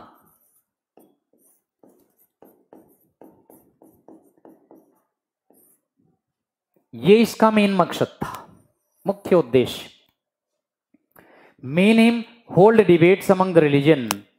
जैसे एक इमाम साहब को बुला लिया, एक जैन मुनि को बुला लिया, एक बौद्ध पादरी, बौद्ध भिक्षु को बुला लिया, एक इस्लाम धर्म के इमाम को बुला लिया, ऐसे सब धर्म के लोगों को बुला करके यहाँ पर धार्मिक वार्तालाप करवाया जाता था। उसमें से अकबर अच्छी बात स्वयं सीखता था। बहुत अच्छा पॉइंट है। अकबर पढ़ा लिखा नहीं था बेटे, लेकिन अकबर को प्रैक्टिकल नॉलेज बहुत अच्छी थी। कहाँ से प्रैक्टिकल नॉलेज गेन किया? इबादत खाने से ही वह प्रैक्टिकल नॉलेज गेन किया था। बैठकर सुनकर उसका ज्ञान हर धर्म के मामले में बहुत तेज हो गया। एक बात अकबर ने और कहा था कि कोई अगर किसी धर्म की आलोचना कर सकता है तो उसे अपने धर्म की आलोचना सुनने की क्षमता रखनी चाहिए। यदि वह अपने धर्म की आलोचना नहीं सुनता तो अकबर उसके अगेंस्ट में डिक्री जारी कर देता, फिर उसको पनिशमेंट दिया जाता था। हिंदू इस्लाम की आलोचना कर सकता था, इस्लाम वाला हिंदू, सिख, जैन, ईसाई सबकी आलोचना कर सकता था। यदि आलोचना करते हो तो आलोचना करने, सुनने की क्षमता भी रखे। ये अकबर ने एक जारी कर रखा था। जो नहीं सहन करता था, जो नहीं सुनता था, उसके खिलाफ डिक्री जारी करके उसको सजा भी देता था। तो इस तरह से ये अकबर का एक बहुत बड़ा पॉइंट था, और अकबर इस पॉइंट को पूरे इंडिया में सेकुलर पॉलिसी टाइप का चलवाया था। ये इबादत खाना बंद नहीं किया था, जबकि दीन इलाही बंद करवा दिया था। इबादत खाना परमानेंट चलने दिया था।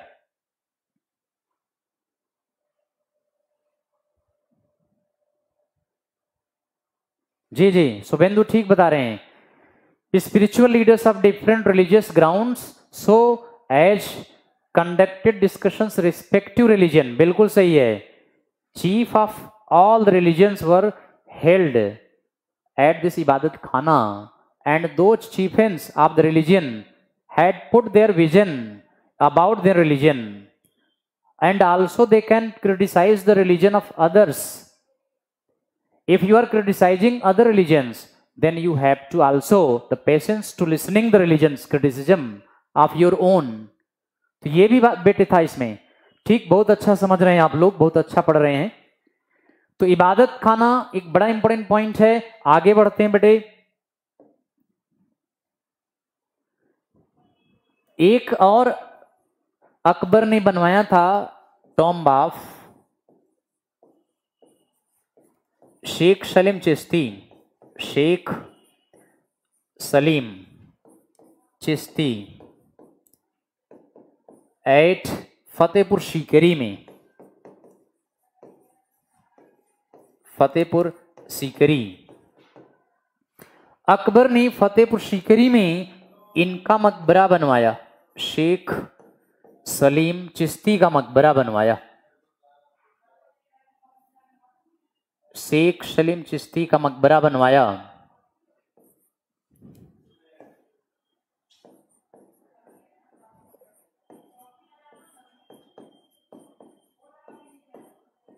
तो बेटा ये पॉइंट इंपॉर्टेंट है, फतेहपुर सीकरी में है। अगर हम आपसे पूछें ख्वाजा मोइनुद्दीन चिश्ती की दरगाह कहाँ है, ख्वाजा मोइनुद्दीन चिश्ती की दरगाह माने tomb of Khwaja Moinuddin Chishti is located at which place?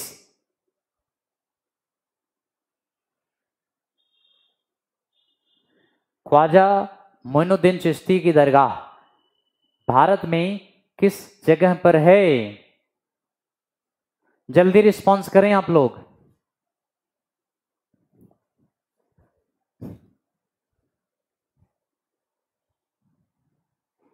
Sonu, Sonu सही बता रहे हैं भाई आप, अजमेर में है, ठीक है, वेरी गुड।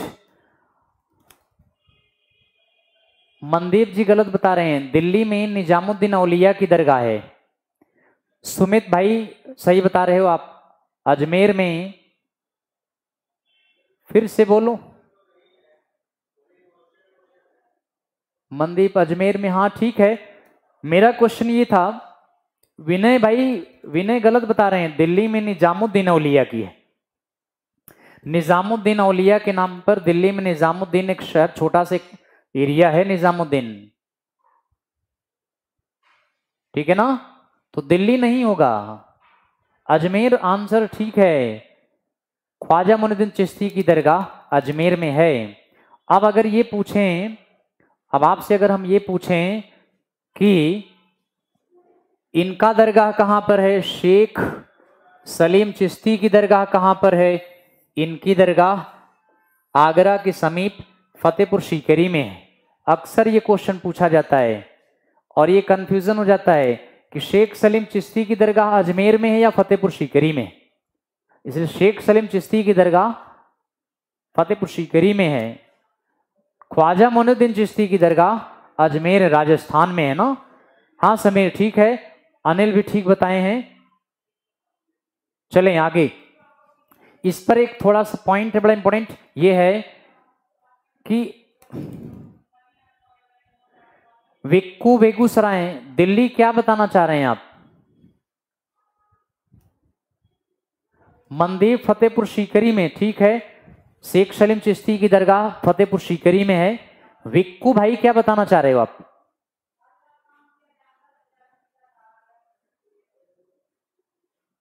शुभेंदु, ये जनाना रजीजा क्या है? रजूजा, जनाना रजूजा क्या है?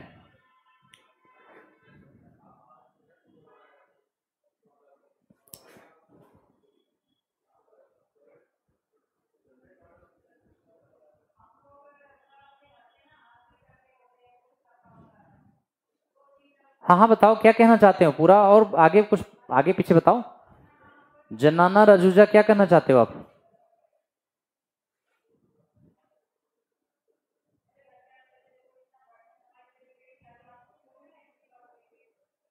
शुभेंदु, फतेहपुर सीकरी नियर बाई जनाना, हाँ ठीक है ठीक है, ये सब वैसे लोकल बातें हैं इसको।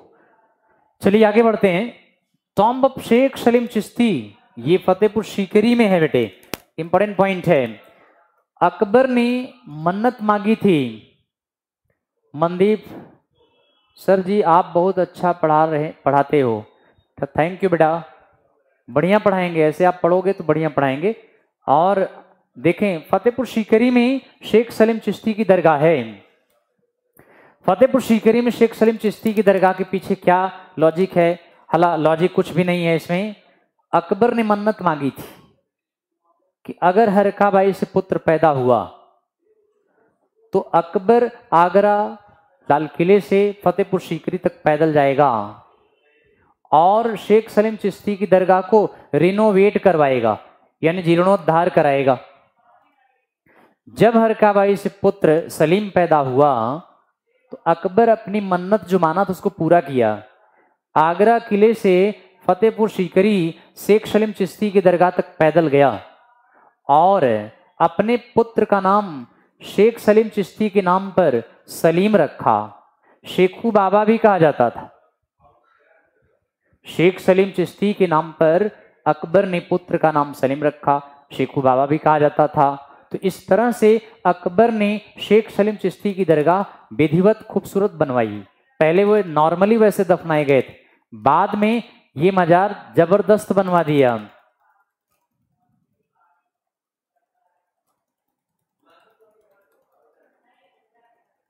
बेटे राजीव में कांटेक्ट में कमी नहीं कराएंगे। और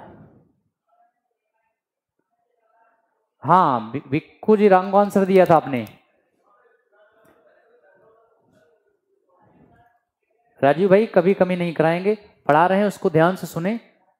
और विक्कू जी आप, मैंने पूछा था ख्वाजा मुइनुद्दीन चिश्ती की दरगाह कहाँ है, तो आपने दिल्ली बताया, जबकि ख्वाजा मुइनुद्दीन चिश्ती की दरगाह अजमेर में है, शेख सलीम चिश्ती की दरगाह फतेहपुर सीकरी में है, निजामुद्दीन औलिया की दरगाह वो दिल्ली में है। चलें आगे, इससे आगे बढ़ते हैं और अकबर के और काम, जो और काम किए अकबर उसको बताते हैं। वैसे बेटे अकबर ने राजपूत एरिया पर कई जगहों पर आक्रमण भी किया था, जैसे मालवा पर अटैक किया था। मालवा के अलावा गोंडवाना पर अटैक किया था। गोंडवाना की रानी चांद बीबी थी, उसको हराया और वहां पर राजपूतों की बड़ी संख्या में हत्या करवाई। और इसके बाद मेवाड़ पर हमला किया था। मेवाड़ के राजा पहले उदय सिंह सेकंड थे, बाद में उदय सिंह सेकंड के देहांत के पश्चात महाराणा प्रताप ने अकबर को टफ फाइट किया था। महाराणा प्रताप का हम थोड़ा सा चर्चा पहली क्लास में किए भी थे। तो इसलिए अकबर ने कई लड़ाइयां लड़ी थी, गुजरात को जीता और साउथ में दक्षिण भारत पर भी हमला किया था। अहमदनगर, गोलकुंडा, बीजापुर, बरार, बीदर, इन सब को भी जीता था। तो बहुत बड़ा एरिया था अकबर का, लेकिन औरंगजेब से अकबर का किंगडम कम था। अकबर के शासन में कुल 14 राज्य थे बेटे। अकबर के शासनकाल में टोटल 14 राज्य थे। अकबर के समय में 14 राज्य थे, जबकि औरंगजेब हम जब पढ़ाएंगे, औरंगजेब के शासनकाल में कुल 21 राज्य थे, 21 स्टेट्स थे। तो अब आप देखिए, इसके समय में 7 राज्य उत्तरी भारत में थे, 6 राज्य दक्षिण भारत में थे और 1 राज्य काबुल फिर से जीत लाया इसने।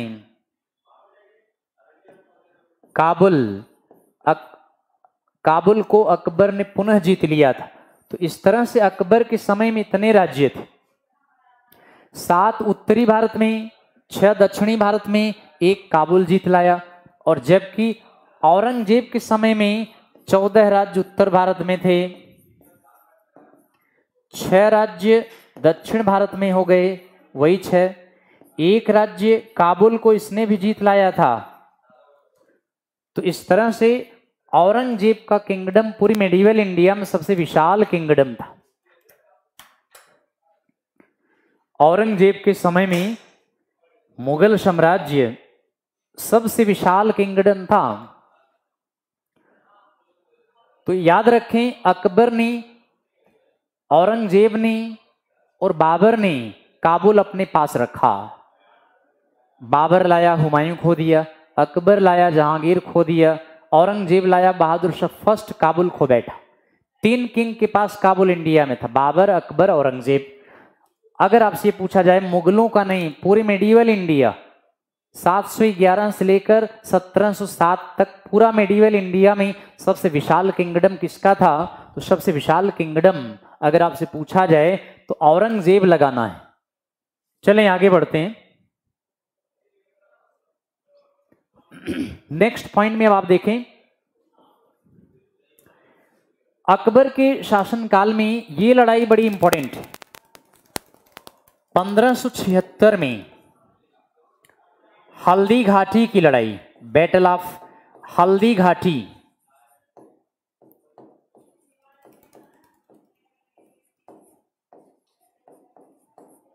हल्दी घाटी की लड़ाई 1576 में हल्दी घाटी की लड़ाई, ये राजस्थान में है। और ये लड़ाई बेहद इंपॉर्टेंट है। इस लड़ाई में अकबर डिफीटेड महाराणा प्रताप। अकबर ने इस लड़ाई में महाराणा प्रताप को हराया। महाराणा प्रताप हार गए, जंगलों में भाग गए, घास की रोटी खाए, मुगलों के अंडर में नहीं आए। अकबर चाहता था कि महाराणा प्रताप उसकी अधीनता स्वीकार कर लें, लेकिन महाराणा प्रताप ने मना कर दिया। अकबर ने यह भी दबाव डाला था कि वह मुगलों से वैवाहिक संबंध स्थापित करें। इस तरह से अकबर इसको जीत गया था। मनदीप जी, बिल्कुल अकबर जीता, लेकिन राजस्थान का इतिहास अगर आप पढ़ेंगे तो अकबर हार गया था। राजस्थान के इतिहास में महाराणा प्रताप ने अकबर को हराया, लेकिन एनसीईआरटी में अकबर ने महाराणा प्रताप को हराया। अगर चॉइस में आए, राजस्थान का कोई एग्जाम ना हो, ऑल ओवर इंडिया का एग्जाम, अदर स्टेट का एग्जाम हो, तो अकबर ने महाराणा प्रताप को हराया। लेकिन राजस्थान का एग्जाम हो तो महाराणा प्रताप ने अकबर को हराया, क्योंकि वहां के इतिहास में महाराणा प्रताप की वीर गाथा की बड़ी चर्चा है। ये ध्यान रखना है। एक बात और ध्यान रखें, अकबर ने महाराणा प्रताप को हराया और महाराणा प्रताप अपने घोड़े चेतक पर बैठकर, एक बड़ा सा नाला था, नाला, उस घोड़े पर चेतक पर बैठकर क्रॉस कर रहे थे। उसी समय चेतक नाला तो क्रॉस कर गया, लेकिन चेतक घायल हो गया। महाराणा प्रताप को खरोच भी नहीं आई, चेतक मर गया था बाद में। यह कि राणा प्रताप को सुरक्षित बचा ले गया था। एक बात और बताना चाहेंगे, महाराणा प्रताप ने छापामार युद्ध नीति अपनाई थी, गुरिल्ला वॉरफेयर एडॉप्ट किया था। गुरिल्ला वॉरफेयर में सिपाही पहाड़ों में छिपे रहते थे, अकस्मात दुश्मन पर हमला कर देते थे। इसको कहते हैं गुरिल्ला वॉरफेयर, छापामार युद्ध। हालांकि पहले की एनसीईआरटी में यह दिया गया है कि शिवाजी ने मुगलों के अगेंस्ट पहली बार इंडिया में छापामार युद्ध नीति अपनाई। शिवाजी ने पहली बार महाराष्ट्र में औरंगजेब के खिलाफ छापामार युद्ध नीति अपनाई, यानी गुरिल्ला वॉरफेयर। लेकिन बीजेपी गवर्नमेंट 2014 में आई, एनसीईआरटी में 2-3 पॉइंट चेंज करा दिए हैं। अब जो एनसीईआरटी नई आई है उसमें इंक्लूड किया गया है कि इंडिया में पहली बार छापामार युद्ध, गुरिल्ला वॉरफेयर, महाराणा प्रताप ने अडॉप्ट किया था। तो ये थोड़ा सा ध्यान रखना है आपको। चॉइस में जैसे देखें उसके हिसाब से आंसर करें। अगर चॉइस में महाराणा प्रताप, शिवाजी दोनों दिया है तो लेटेस्ट में महाराणा प्रताप को आंसर लगाइए कि गुरिल्ला वॉरफेयर, छापामार युद्ध इंडिया में सबसे पहले किसने अडॉप्ट किया? महाराणा प्रताप ने। यदि महाराणा प्रताप न दिया हो तो आप शिवाजी लगाएं। हालांकि पुरानी एनसीईआरटी में शिवाजी का ही नाम है। बेटे बता देते हैं, इसमें अकबर का सेनापति मानसिंह थे। इस लड़ाई में अकबर के सेनापति मानसिंह और महाराणा प्रताप के सेनापति हकीम खान थे। हकीम खान ये महाराणा प्रताप के सेनापति थे। मुस्लिम किंग के हिंदू सेनापति और हिंदू किंग के मुस्लिम सेनापति। हिंदू किंग के मुस्लिम सेनापति, मुस्लिम किंग के हिंदू सेनापति। हालांकि महाराणा प्रताप के भाइयों ने महाराणा प्रताप को धोखा दिया था, शक्ति सिंह और तमाम थे, ये अकबर से मिल गए थे। महाराणा प्रताप को धोखा दिया। इलाहाबाद में इनके कुछ भाई इनके साथ आ गए थे। महाराणा प्रताप की हाइट 7.5 फीट थी, 7.5 फीट की हाइट थी महाराणा प्रताप की। 80 किलोग्राम का रक्षा कवच पहनते थे, बॉडी आर्मर। रक्षा कवच माने बॉडी आर्मर। 60 किलोग्राम की तलवार चलाते थे, कहीं कहीं दिया 40 किलोग्राम का भाला फेंकते थे। 60 किलोग्राम की तलवार चलाते थे, 80 किलोग्राम का रक्षा कवच पहनते थे, 25 किलोग्राम का शूज पहनते थे, जूता।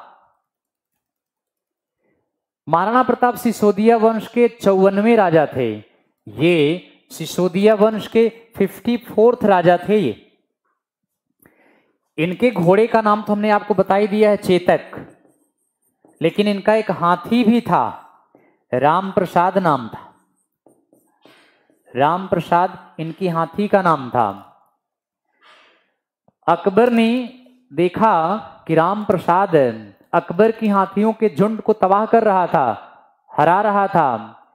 जब अकबर ने ये सब घटना देखा तो अकबर के सेनापति ने इस हाथी को पकड़ने के लिए 7 हाथियों का एक चक्रव्यूह रचा। उन 7 हाथियों के चक्रव्यूह के बाद राम प्रसाद को पकड़ा जा सका। अकबर इसको पकड़कर आगरा ले आया और इसका नाम बदल दिया था, इसका नाम पीर प्रसाद रखा। पीर प्रसाद रख दिया। अकबर ने महाराणा प्रताप के हाथी का नाम बदलकर पीर प्रसाद रखा। चेतक घोड़ा तो लेकर भागा, मर गया था बाद में नाला क्रॉस करते हुए। राम प्रसाद पीर प्रसाद के नाम से अकबर आगरा में लाया। उसको तरह तरह के भोजन दिए, स्वादिष्ट जूस वगैरह पिलाए, लेकिन ना तो भोजन किया, न गन्ने का जूस पिया, ना ही पानी पिया, ना ही अन्न खाया। यानी राम प्रसाद जो है अपने मालिक महाराणा प्रताप की याद में प्राण त्याग दिया। दुश्मन अकबर का एक अन्न, जल, जूस कुछ भी नहीं लिया, इतना वफादार था ये।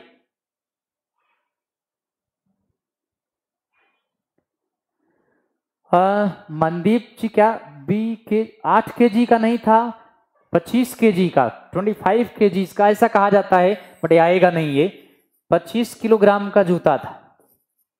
शूज ये कहा जाता है 25 kg का था, बट ये आएगा नहीं। इनके चक्करों में ना पड़िए, बुक्स में दिया गया है, वीरगाथा टाइप की है, ये आएगा नहीं है। तो ये हल्दी घाटी की लड़ाई के बाद महाराणा प्रताप जंगलों में भाग गए, घास की रोटी खाए, लेकिन मुगलों के अंडर में नहीं आए। दोबारा फिर चित्तौड़ पर कब्जा कर लिए, बट यह है कि अकबर ने बहुत हिंदुओं को मरवाया। कहा जाता है 40,000 हिंदुओं को चित्तौड़ के दुर्ग के अंदर ही मरवा दिया था। तो बड़ा अत्याचार हुआ था इसमें। चलते हैं आगे।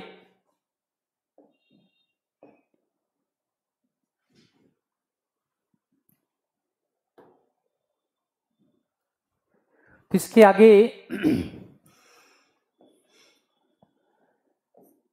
एक पॉइंट थोड़ा सा बड़ा इंपॉर्टेंट ये है कि तुलसीदास का नाम सुना होगा आपने। तुलसीदास ये रामचरितमानस की रचना किए हैं। रामचरितमानस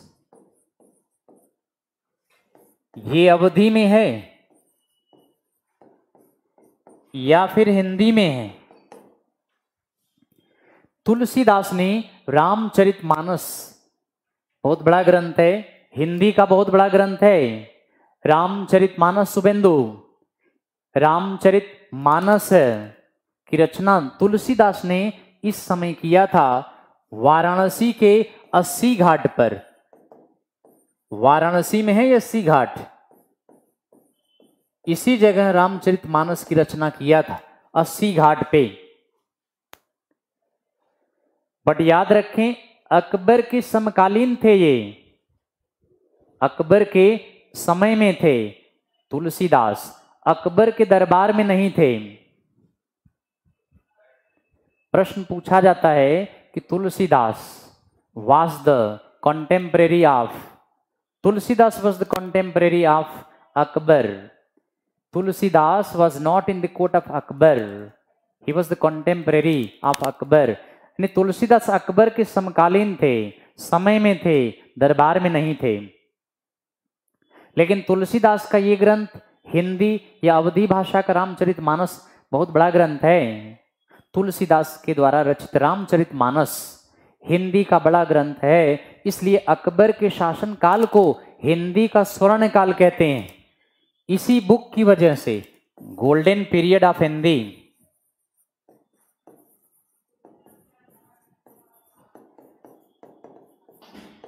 अकबर के शासन काल को हिंदी का स्वर्ण काल कहा गया है। हिंदी का स्वर्ण काल, ये बड़ा ही इंपॉर्टेंट पॉइंट है। हिंदी का स्वर्ण काल अकबर के शासन काल को कहा गया है। बट अकबर के दरबार में तुलसीदास नहीं थे, समय में रचा है। रहीमदास दरबार में थे, हिंदी के प्रसिद्ध कवि रहीमदास, लेकिन तुलसीदास अकबर के दरबार में नहीं, फिर भी हिंदी का स्वर्ण काल कहा जाता है।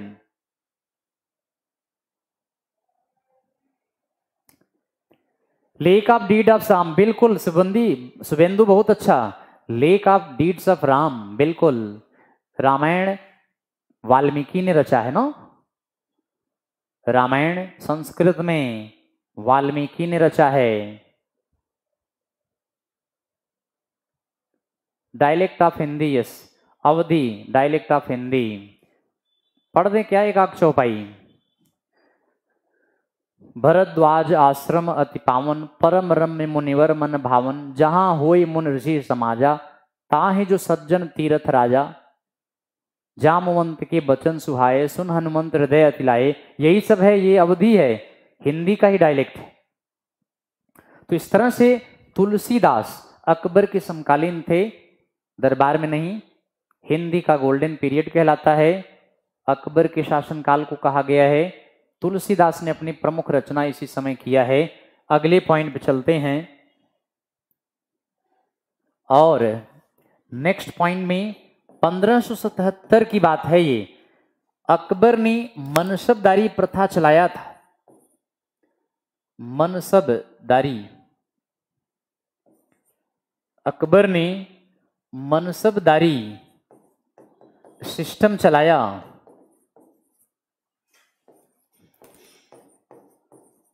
मनसबदारी प्रथा ये अकबर ने प्रारंभ किया था। अकबर ने मनसबदारी प्रथा को स्टार्ट किया था। थैंक यू भाई Shubhendu, thank you. Mansabdari system यह एक सैनिक संगठन था जिसे अकबर ने मंगोलों से लिया था। Mansabdari, it was a military organisation which Akbar borrowed from Mongolians.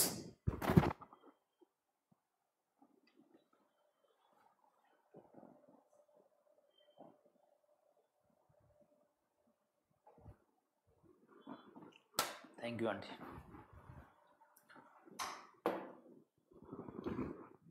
हाँ बिल्कुल, रैंक और पोजीशन बिल्कुल अभी बता देते हैं। मनसबदारी यह मंगोलों से लिया गया था, बड़ा इंपॉर्टेंट पॉइंट है ये।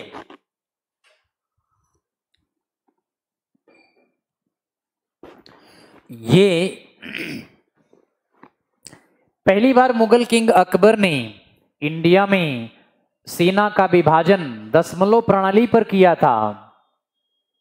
First time Akbar adopted decimal system of military organization. Before Akbar, there was not any military organization. Babur had skilled army, skilled cavalry, skilled artillerymen, but Babur's military was not organized.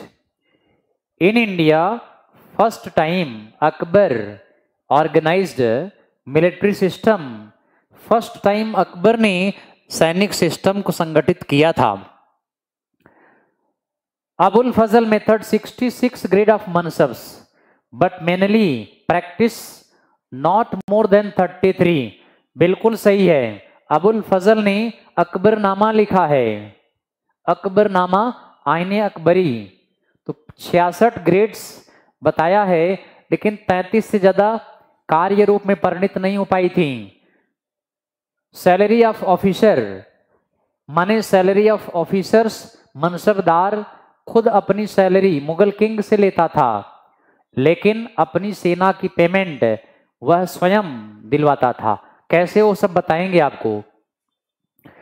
तो मनसबदारी system Akbar ने start किया और ये मंगोलों से लिया था।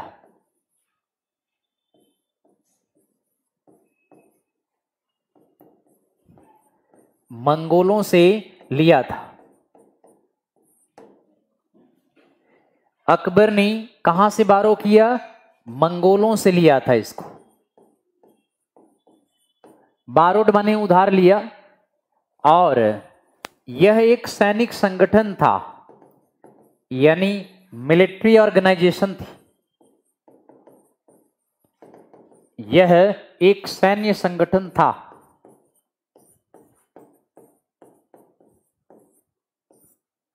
यह एक सैनिक संगठन था जिसे मंगोलों से लिया गया था। दो बातें बड़ी इंपॉर्टेंट है और आज की क्लास हम यहीं खत्म करना चाहते हैं। इसको हम अगली क्लास में विधिवत और अच्छी तरह से बताएंगे। तो यदि आप कहें तो ये क्लास यहीं वाइंड अप कर दें और नेक्स्ट क्लास में जब आएंगे तो यहीं से हम स्टार्ट करेंगे, क्योंकि आज मुझे थोड़ा सा काम है, कहीं जाना है। यदि आप लोगों की इजाजत हो तो आज यहीं वाइंड अप कर देते हैं। नेक्स्ट क्लास जब होगी तो यहीं इसको बताते हुए आगे चलेंगे। Shubhendu ji, thank you sir, good teaching, carry on, really helpful, it's not only PCS, it covers IAS. Yes yes Shubhendu भाई, इससे बेहतरीन आपको बुक्स बैठकर पढ़ेंगे तो मटेरियल नहीं निकाल पाएंगे, बट हम आपको सारी चीजें निकाल के इसमें मटेरियल दे रहे हैं। सर पीडीएफ डाल देना प्लीज। भाई मैं कह देता हूं, देखते हैं पीडीएफ डलवा देंगे, लेकिन पीडीएफ के पीछे मत पढ़ो। आपको जो पढ़ा रहे हैं उसके पीछे सेंटिमेंट्स देखो, ये ज्यादा फोकस करो। तो आज यहीं पर वाइंड अप कर देते हैं। नेक्स्ट क्लास में यहीं से हम आगे बताएंगे। Sir please give your number WhatsApp. दे देंगे बेटे, दे देंगे, नंबर दे देंगे। थोड़ा एक दो क्लास और पढ़ा दें, फिर नंबर दे देंगे, चिंता मत करो। ठीक है बेटे, तो thanks and have a good day, good night.